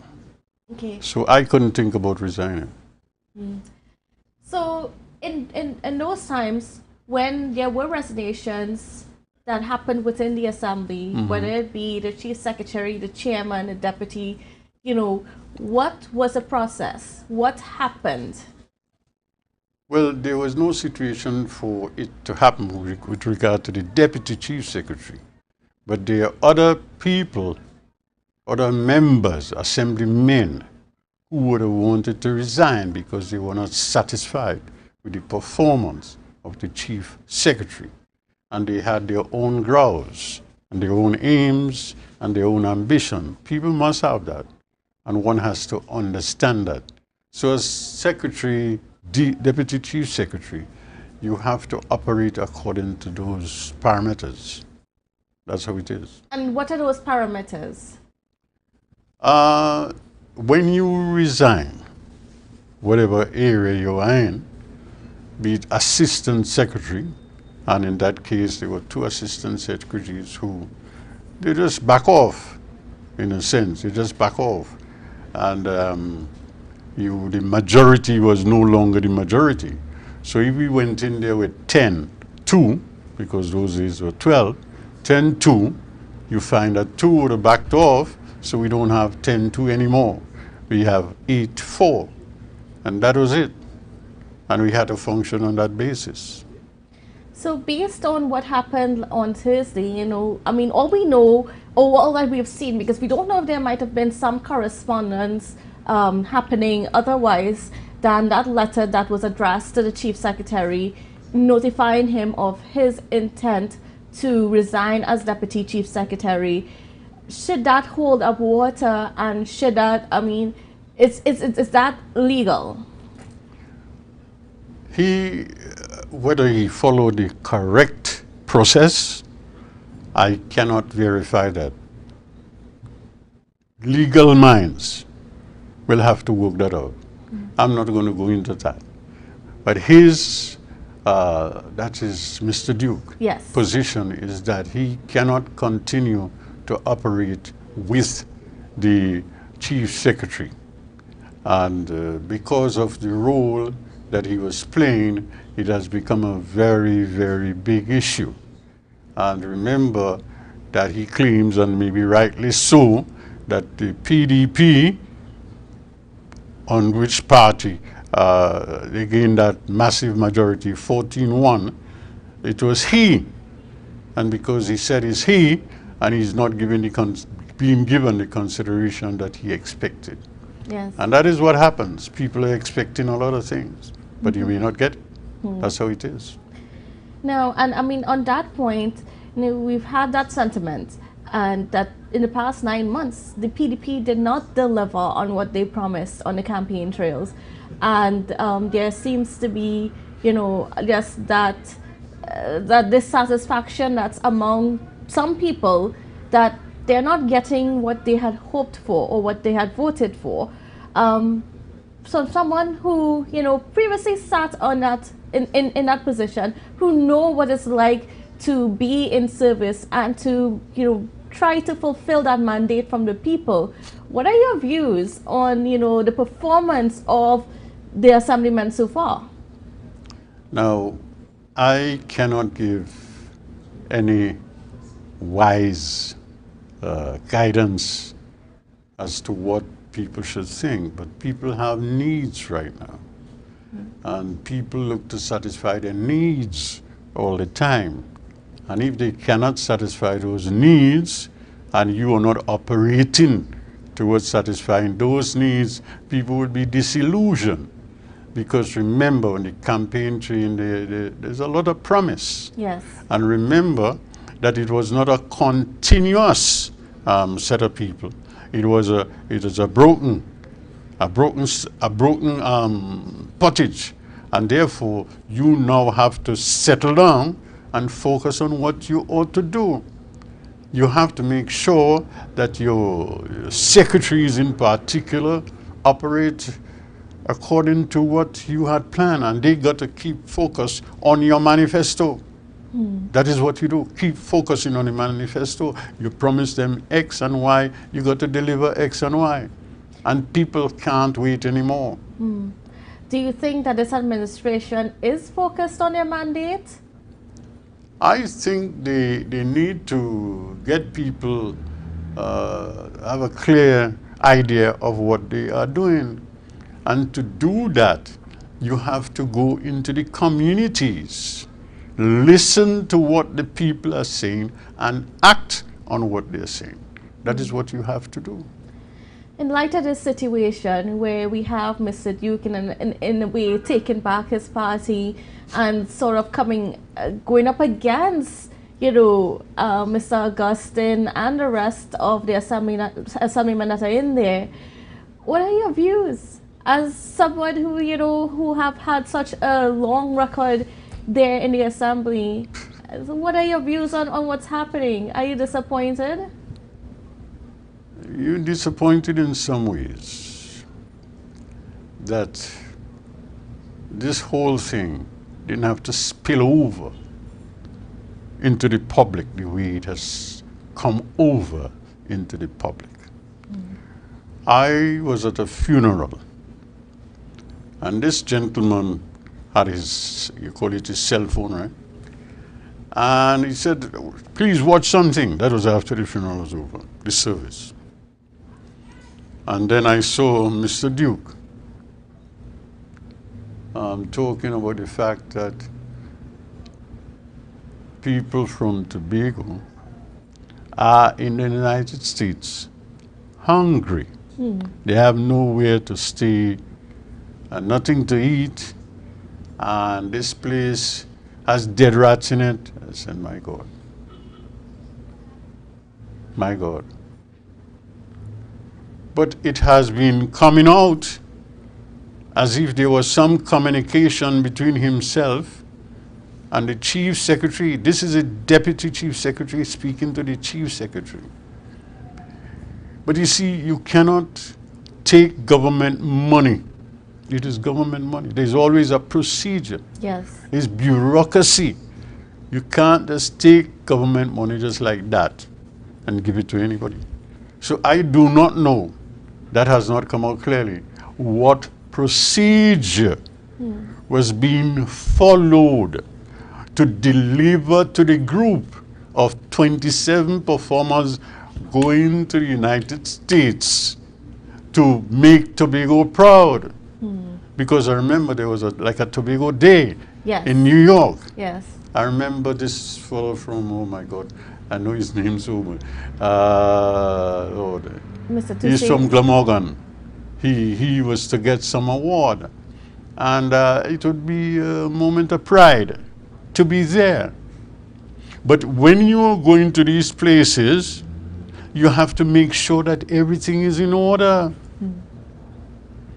You can't go there and expect things to be in order by a telephone call. That is where I think things fell down. You see, my problem, I grew up in a community which was very active. And the older people in the community used to sort of train us to operate as a group. So you have to be trained to operate as a group. You can't go and say you want this and you must have it. It doesn't happen so. Based on what has been happening within our political space, I mean, we had, one party there and there were problems. We have another party in and there are problems.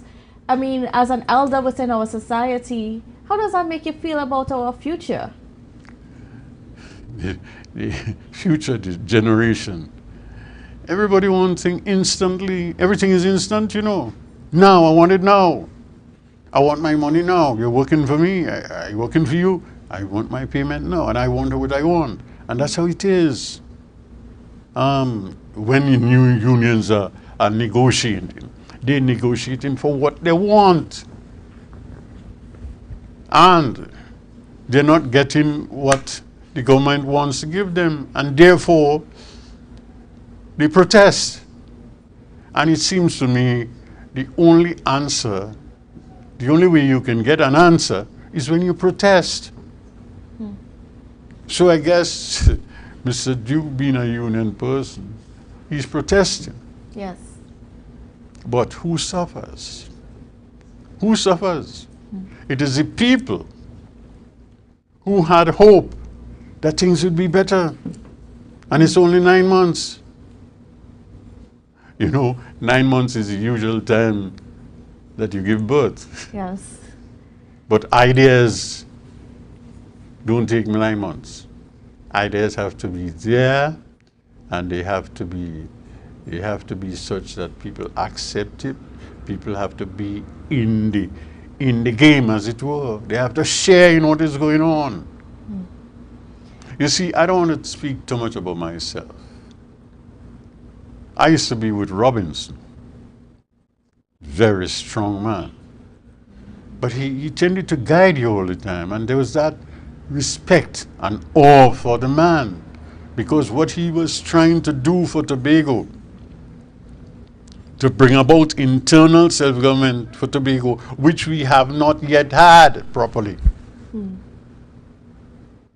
Yes, now we're working on that. Do you think the situation might undermine our attempts for autonomy? I don't think so. I happen to have confidence in the people who are there, but they have to understand where they're going. And there are hills and there are valleys. There are narrow paths. There are straight paths. And it's not easy. And Farley and others had to know it's not easy. And I'm sure Mr. Duke, who grew up in a similar environment to me, which is Roxborough, right? I know his grandmother and his grandfather, and all of them well, and his father and I actually went to school together, Elizabeth's College. When people were fighting for a better place for people in the East, when in 1962 they were developing a road to go to Bloody Bay, Lansome and those places, because they used to say those places are behind God's back. And then you establish the Roxborough Composite School so that the people will be able to send their children to school. And before that, there were those community legends, if you want to call them that way, who were fighting for secondary school in Roxborough, Tobago. And you know, fighting as a little boy, I used to be around them, listening to them, listening to their reasons. And so in 1953, Moran Elizabeth's College came on the scene. That's how it is. That's how I know it. When it comes to what next, so we're going to the House today, we're hopefully going to elect a new Deputy Chief Secretary, and of course we have to get on with the business. What sort of advice would you give to somebody like Mr. Augustine right now as to, you know, gain back the confidence of the public and to just kind of bring some comfort to the people about their leadership going forward? Let me say this. They have to go and meet the people. That is the only way. Go and meet the people and explain to the people what has happened and what can happen, and let the people give you advice. Because the people on the ground, I consider them very wise. You'll be surprised. Very, very wise.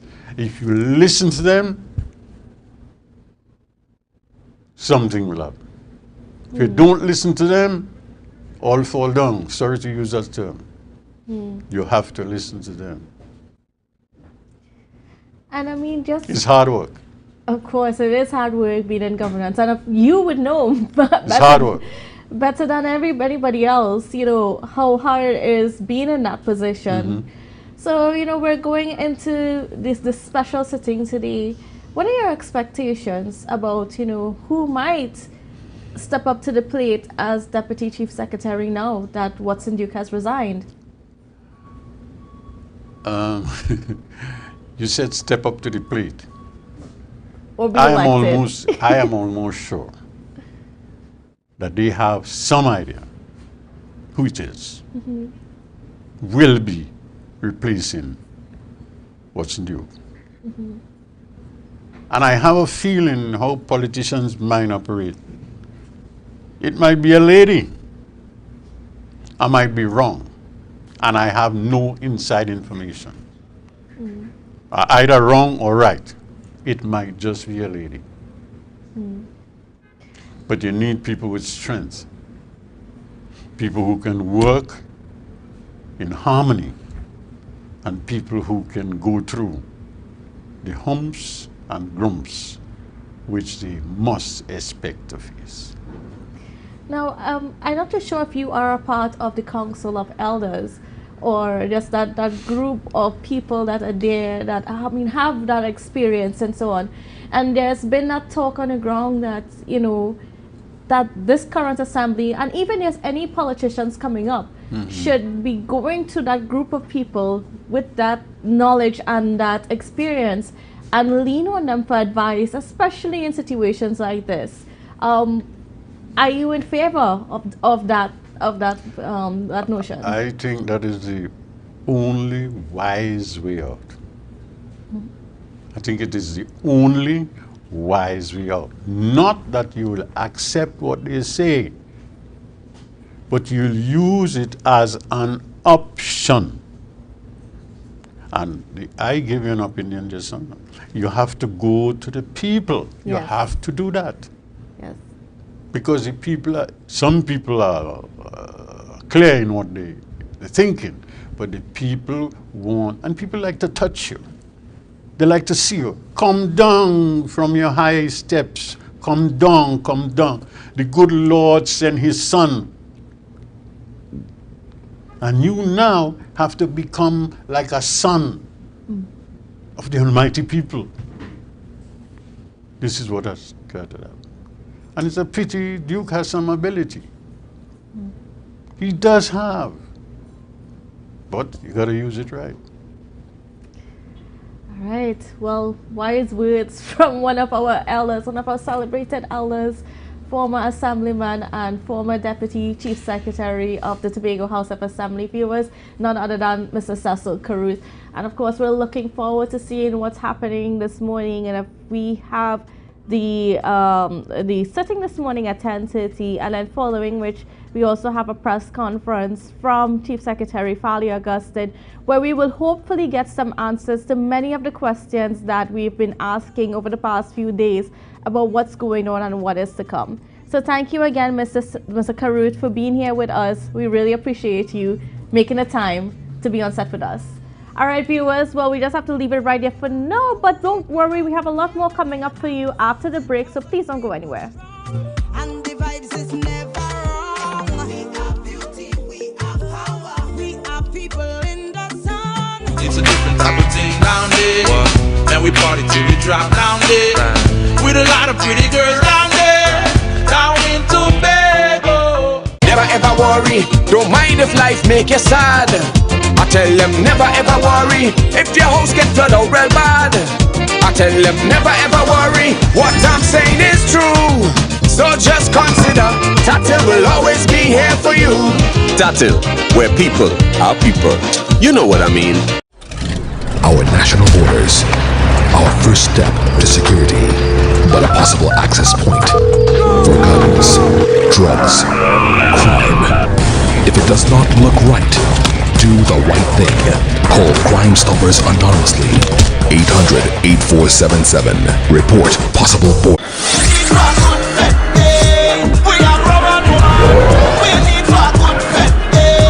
We are plenty bacchanal. Hate to see people stressing. This kind of thing that's get me mad. When they see I lose it, it's for the love of Carnival. Live the concert. Says their destiny.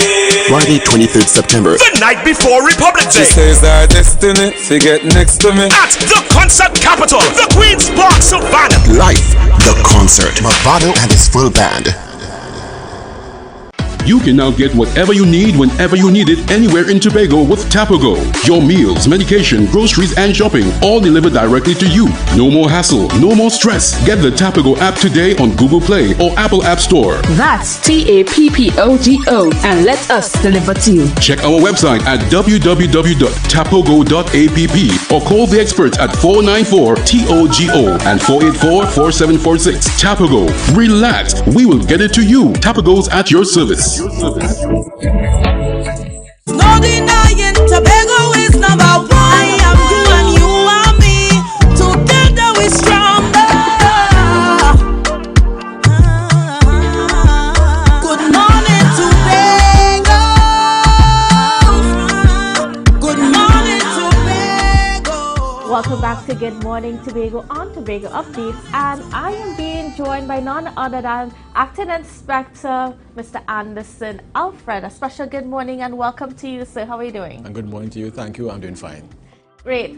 So this morning we're going to get into some conversations about, just the relationship of the TTPS and the media, because that's an important partnership as we go forward and we try to, bring about the best service and for our people, and to make sure that our people can be protected and be aware of all that information that they need to have in terms of their whereabouts and, just your everyday life. Indeed, so again, a special good morning, welcome to you. So give me an idea of what is that ideal relationship for the police and the media for our people?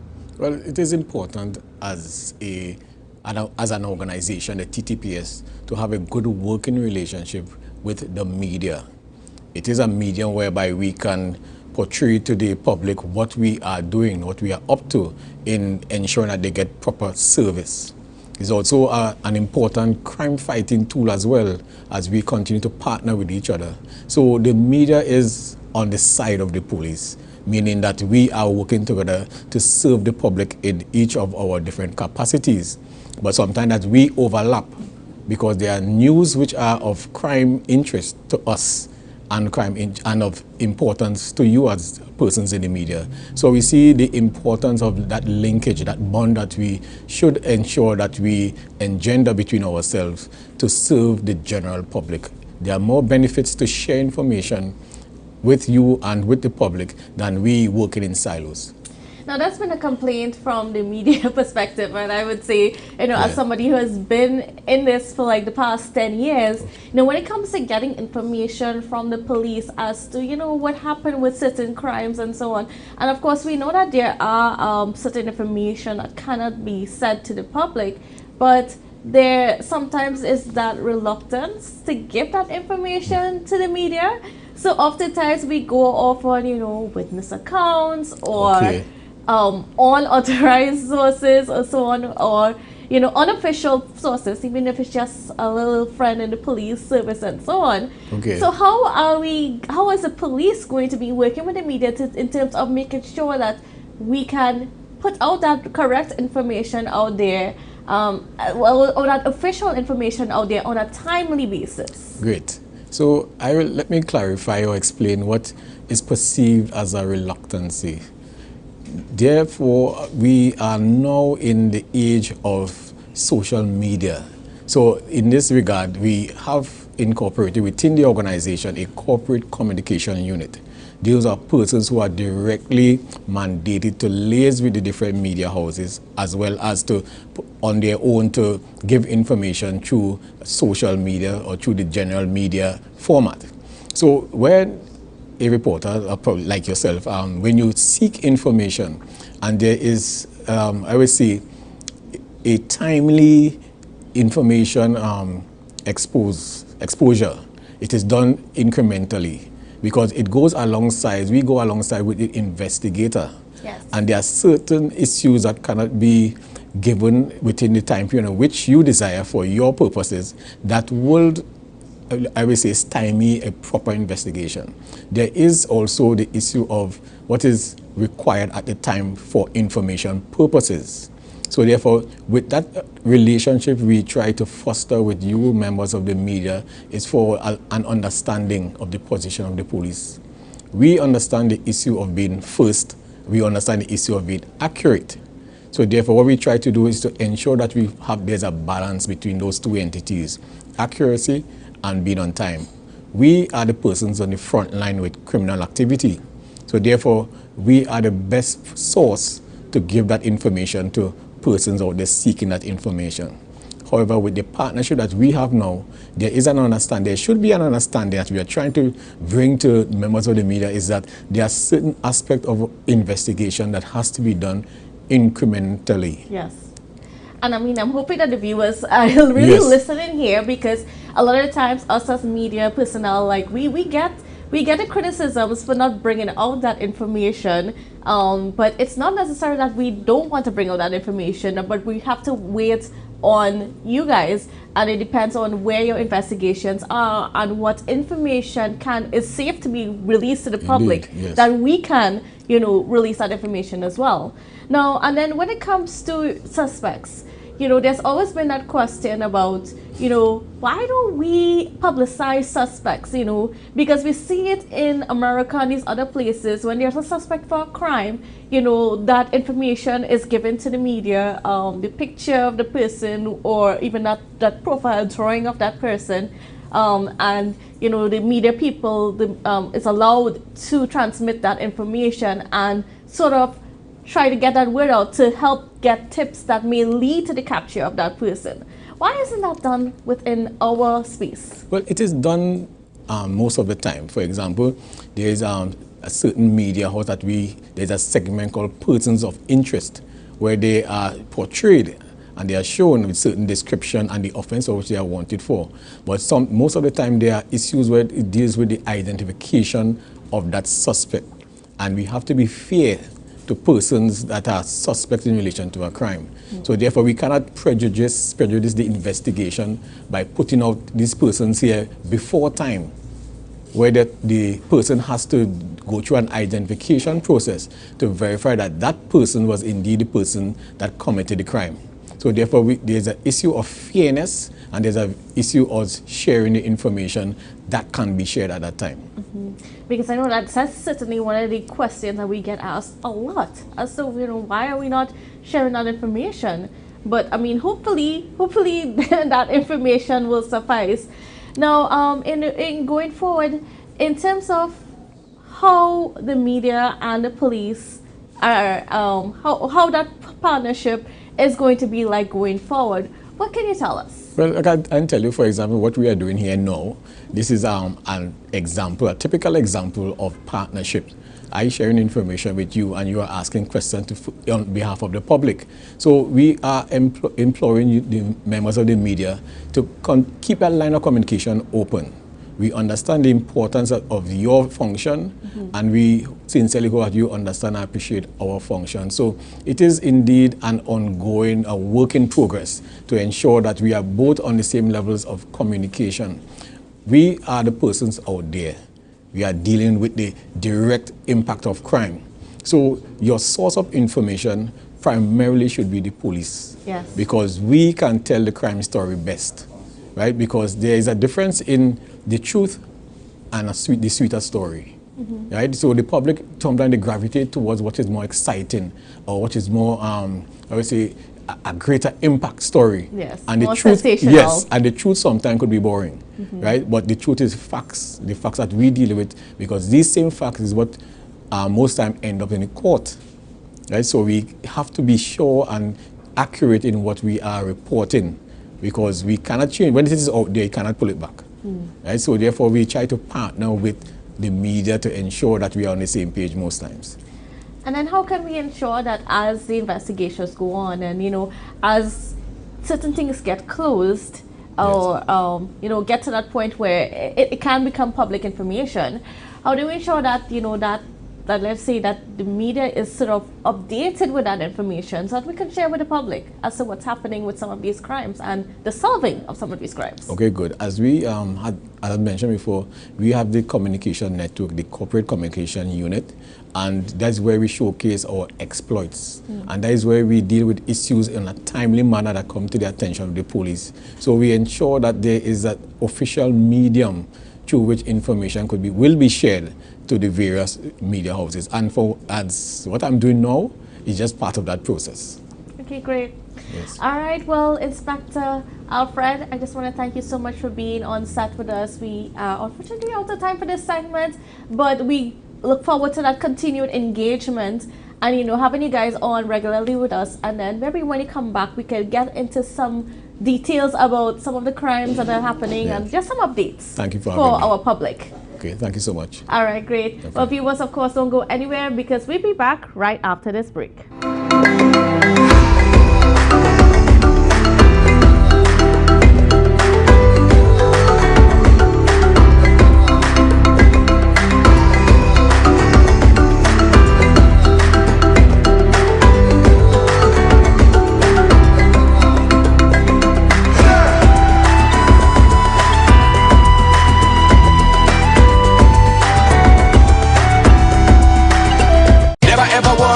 Don't mind how things looking hard. I tell them never ever worry. If you're nice, can't be damaged bad. I tell them never ever worry. What I'm saying is true. So just consider, Tatil will always be here for you. Tatil, where people are people. You know what I mean.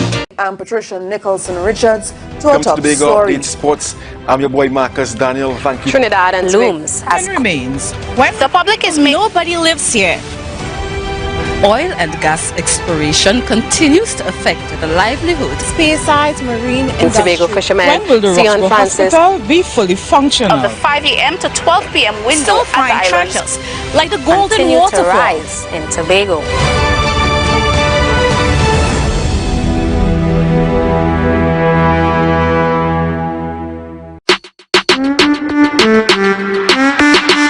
Let's go!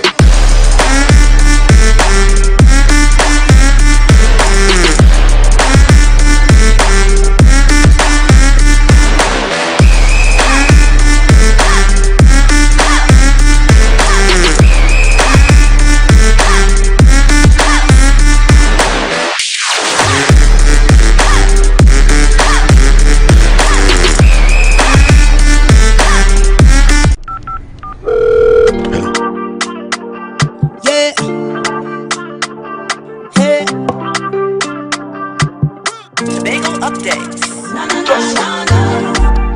Good morning, Tobago. Wake up with Candace and Denise. Let's go, go. It's a brand new morning. Rise up to a brand Welcome back to Good Morning Tobago on Tobago Updates. Now we are continuing with our conversation, but we're shifting away from the politics just for a little bit. And then we're heading into some Carnival conversations because, of course, we have Carnival coming up. You know, even in the midst of all that political bacchanal, we still have that Carnival bacchanal that we need to deal with. Right, so on set with us, we have none other than Mr. Avery Seaton. And, of course, he's the chairman of the new Tobago Soca Monarch. Yes. And we are talking about a Soca Monarch. That's going to happen. Okay, let's start this thing. Let me start by saying good morning, Tobago. Good morning, world. Yes, we're having a Soca Monarch, but it's a launch party. Okay. As we said, I was here before and I tell the public, and I say it again, we have rebranded the new Tobago Soca Monarch into NTSN, the event. NTSN means New Tobago Soca Monarch. The event means events that builds up to the Soca Monarch, like the launch, training for artists. And this year we choose to rebrand ourselves as Soca Royalties. So the event that will be happening in October will be Soca Royalties. It will be the launch party for NTSN event in 2023. Okay. So then what form would this Soca Royalty event take place? What would it look like?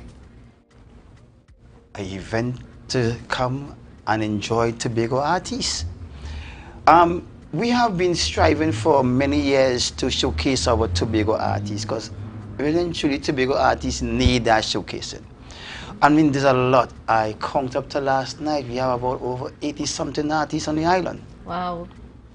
80-something artists on Tobago Island. And this launch is to launch the Soca Monarch, the NTSN event Soca Monarch in 2023. So this launch you will see artists will come in to present themselves. We talk about on the launch the way forward, because we are going to have, after the launch, it's going to be the semi-finals, and then it will be the finals of the Soca Monarch, which will be done in, you see, we're going to look at January, February, we're looking at the finals. We go into October 2023. Because remember they said before to us, there's no competition. Mm. And to have a competition now makes no sense. Okay, so there's not going to be a competition, so it's just an event, a showcase of what our artists have to offer. Yes. And it will also, we also having mass, because Tobago need to have, showcase every element of the carnival. So our opportunity, any opportunity we get to showcase our artists, we also showcase the mass bands. Because the world is looking at us. So every opportunity that we have to get to highlight Tobago, Tobago Mass, Tobago Juve, Tobago Artists, Tobago, everything is Tobago. And tell me about, you know, the need for our artists to just be able to get into just the atmosphere of Carnival and get into like the radio airplay and that sort of thing as they prepare to go on the International Soca Monarch stage in 2023. All right, let me tell you what's happening. And this is something that we have made history. Our organization had made history twice. In 2016, we built that bridge with International Soca Monarch, and we had Gerald Balfour, Caspian Cupid, and we have Anderson and Goofy. Right, Goofy and I, they went down to the International Soca Monarch semi-finals. Right? We took a break, and then we went into 2020. When we built the bridge again, to make it even much better, we sent 2 artists down, which was Anderson McPhee, and we sent Junior Barner, which is now called King Barner. They went on to the semi-finals, and Anderson McPhee made it into the finals of the International Soca Monarch. That was good. The problem we had there is that our event get bottlenecked within the Carnival so much. The artists do not get the time to get proper airplay or promotions. Hence the reason why we was loving the idea of October Carnival. And we were expecting October Carnival to have the competition, but it didn't happen that way. So we choose the opportunity to launch the artists as early as possible. And there's something that I love to say this on my Facebook page, on my social media page, love your own. It's time for Tobago to love their own, the radio station to love their own. We play Jamaica, we play Barbados, we play St. Lucia, we play America. How American artists get the break? Because America love their artists, they play the music. In Tobago, we sell for our music. We sell for our artists. We sell Simba Lion, Gerald Balfour, Jovan Jackson, Caspian Cupid. I could go on more and more. Prince Unique, we shelve them and we use them sparingly in promotions, and we don't be on the billboards. You pass down the highways and the byways and the streets and the backyard, you see posters of everybody else. But when you go to the show, you see these artists come up to open for these big acts. We need to stop covering our artists and loving our own. That's why we are here at the NTSN event. We are here, the New Tobago Soca Monarch, you want to call us that, you want to call us Soca Rarities. We are here to open that platform for our artists. And with the events and so on leading up to Carnival, because there's a lot of events, are we seeing that push or that attempt to highlight our Tobago artists? Yes, we've seen a bit of it. I don't want to mash any toes this morning, right? Because I went to a meeting, and in that meeting, the promoters meeting, I was told that we have to have, every event must have at least 2 soca artists of Tobago in it, and that was a really good thing. Whoever came up with that, I'm really happy for that.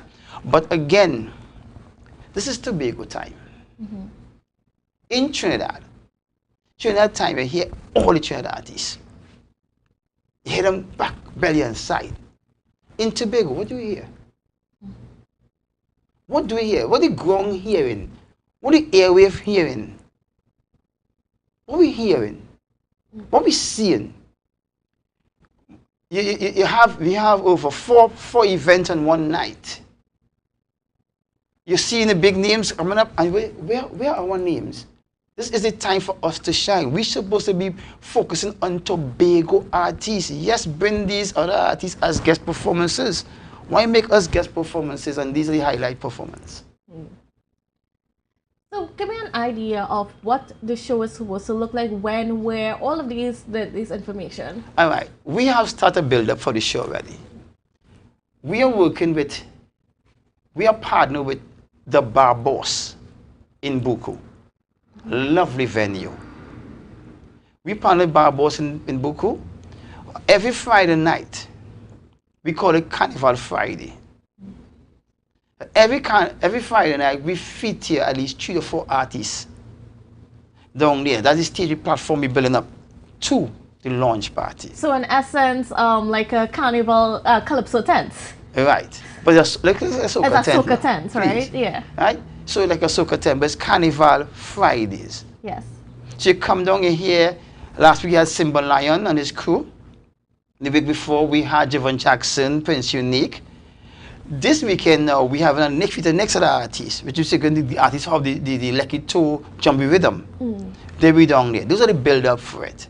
And on the night of the show, we are going right back to our winners.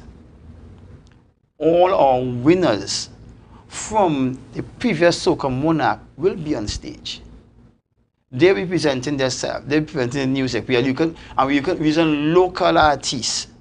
We're using local DJ. There will be costume display, rhythm section from Tobago. Everything Tobago will be in that event. Mass. We promoting Fog Angels and that and all. Fog Angels, the biggest and the sexiest Juve band and mass band. Everything will be in that. Because no matter we taking Tobago wherever we go. And we have a surprise for you all. Our surprise is that now we are now showcasing Tobago to the UK. So now we are just partnered last night with the UK Soca Monarch on the unsigned artists of UK. We also partnering with Frontline Radio UK. We're also going to be partnering with DMTV America, Lifestyle Magazine America. We are taking Tobago on the map. Is this not about Tobago Carnival, but it's about Tobagoans moving forward, and that's what we are here for. Okay, great. Now, just as we're getting ready to wrap our conversation this morning, just that information for how people can get connected, and for you to just do that little promotion. Okay. We are in process of getting our ticketing coming up now. To connect with us, you call 742-1574. You go on our social media pages, you see NTSL event social media pages, and you stay in tune because we are going to put all the information by Wednesday. All information will be out, and I tell you, come down to Buku. Come down to Buku, the bar boss, Soca royalties, all the royal persons who had been on the International Soca Monarch stage from Tobago, we there. Come on down. Come support. Love your own. Promoters, put your artists in all the events. Love your own. Love your own. Soca royalties, we come in. Great. Thank you so much, Mr. Avery Seaton, just for being on with us and to just telling us a little bit about, just supporting our own Tobago artists. Well, viewers, so we've come to the end of the show. But it's not the end for Tobago Updates this morning, because later on today from about 10 a.m.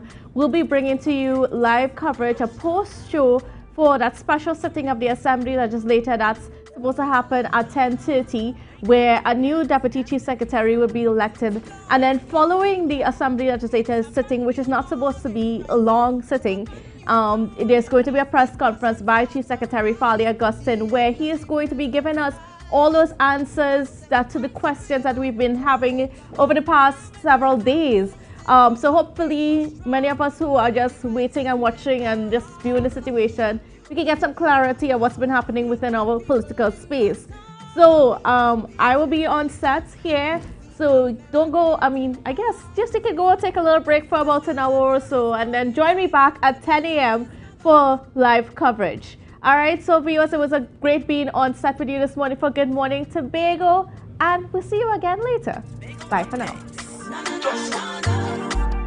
Good morning, Tobago.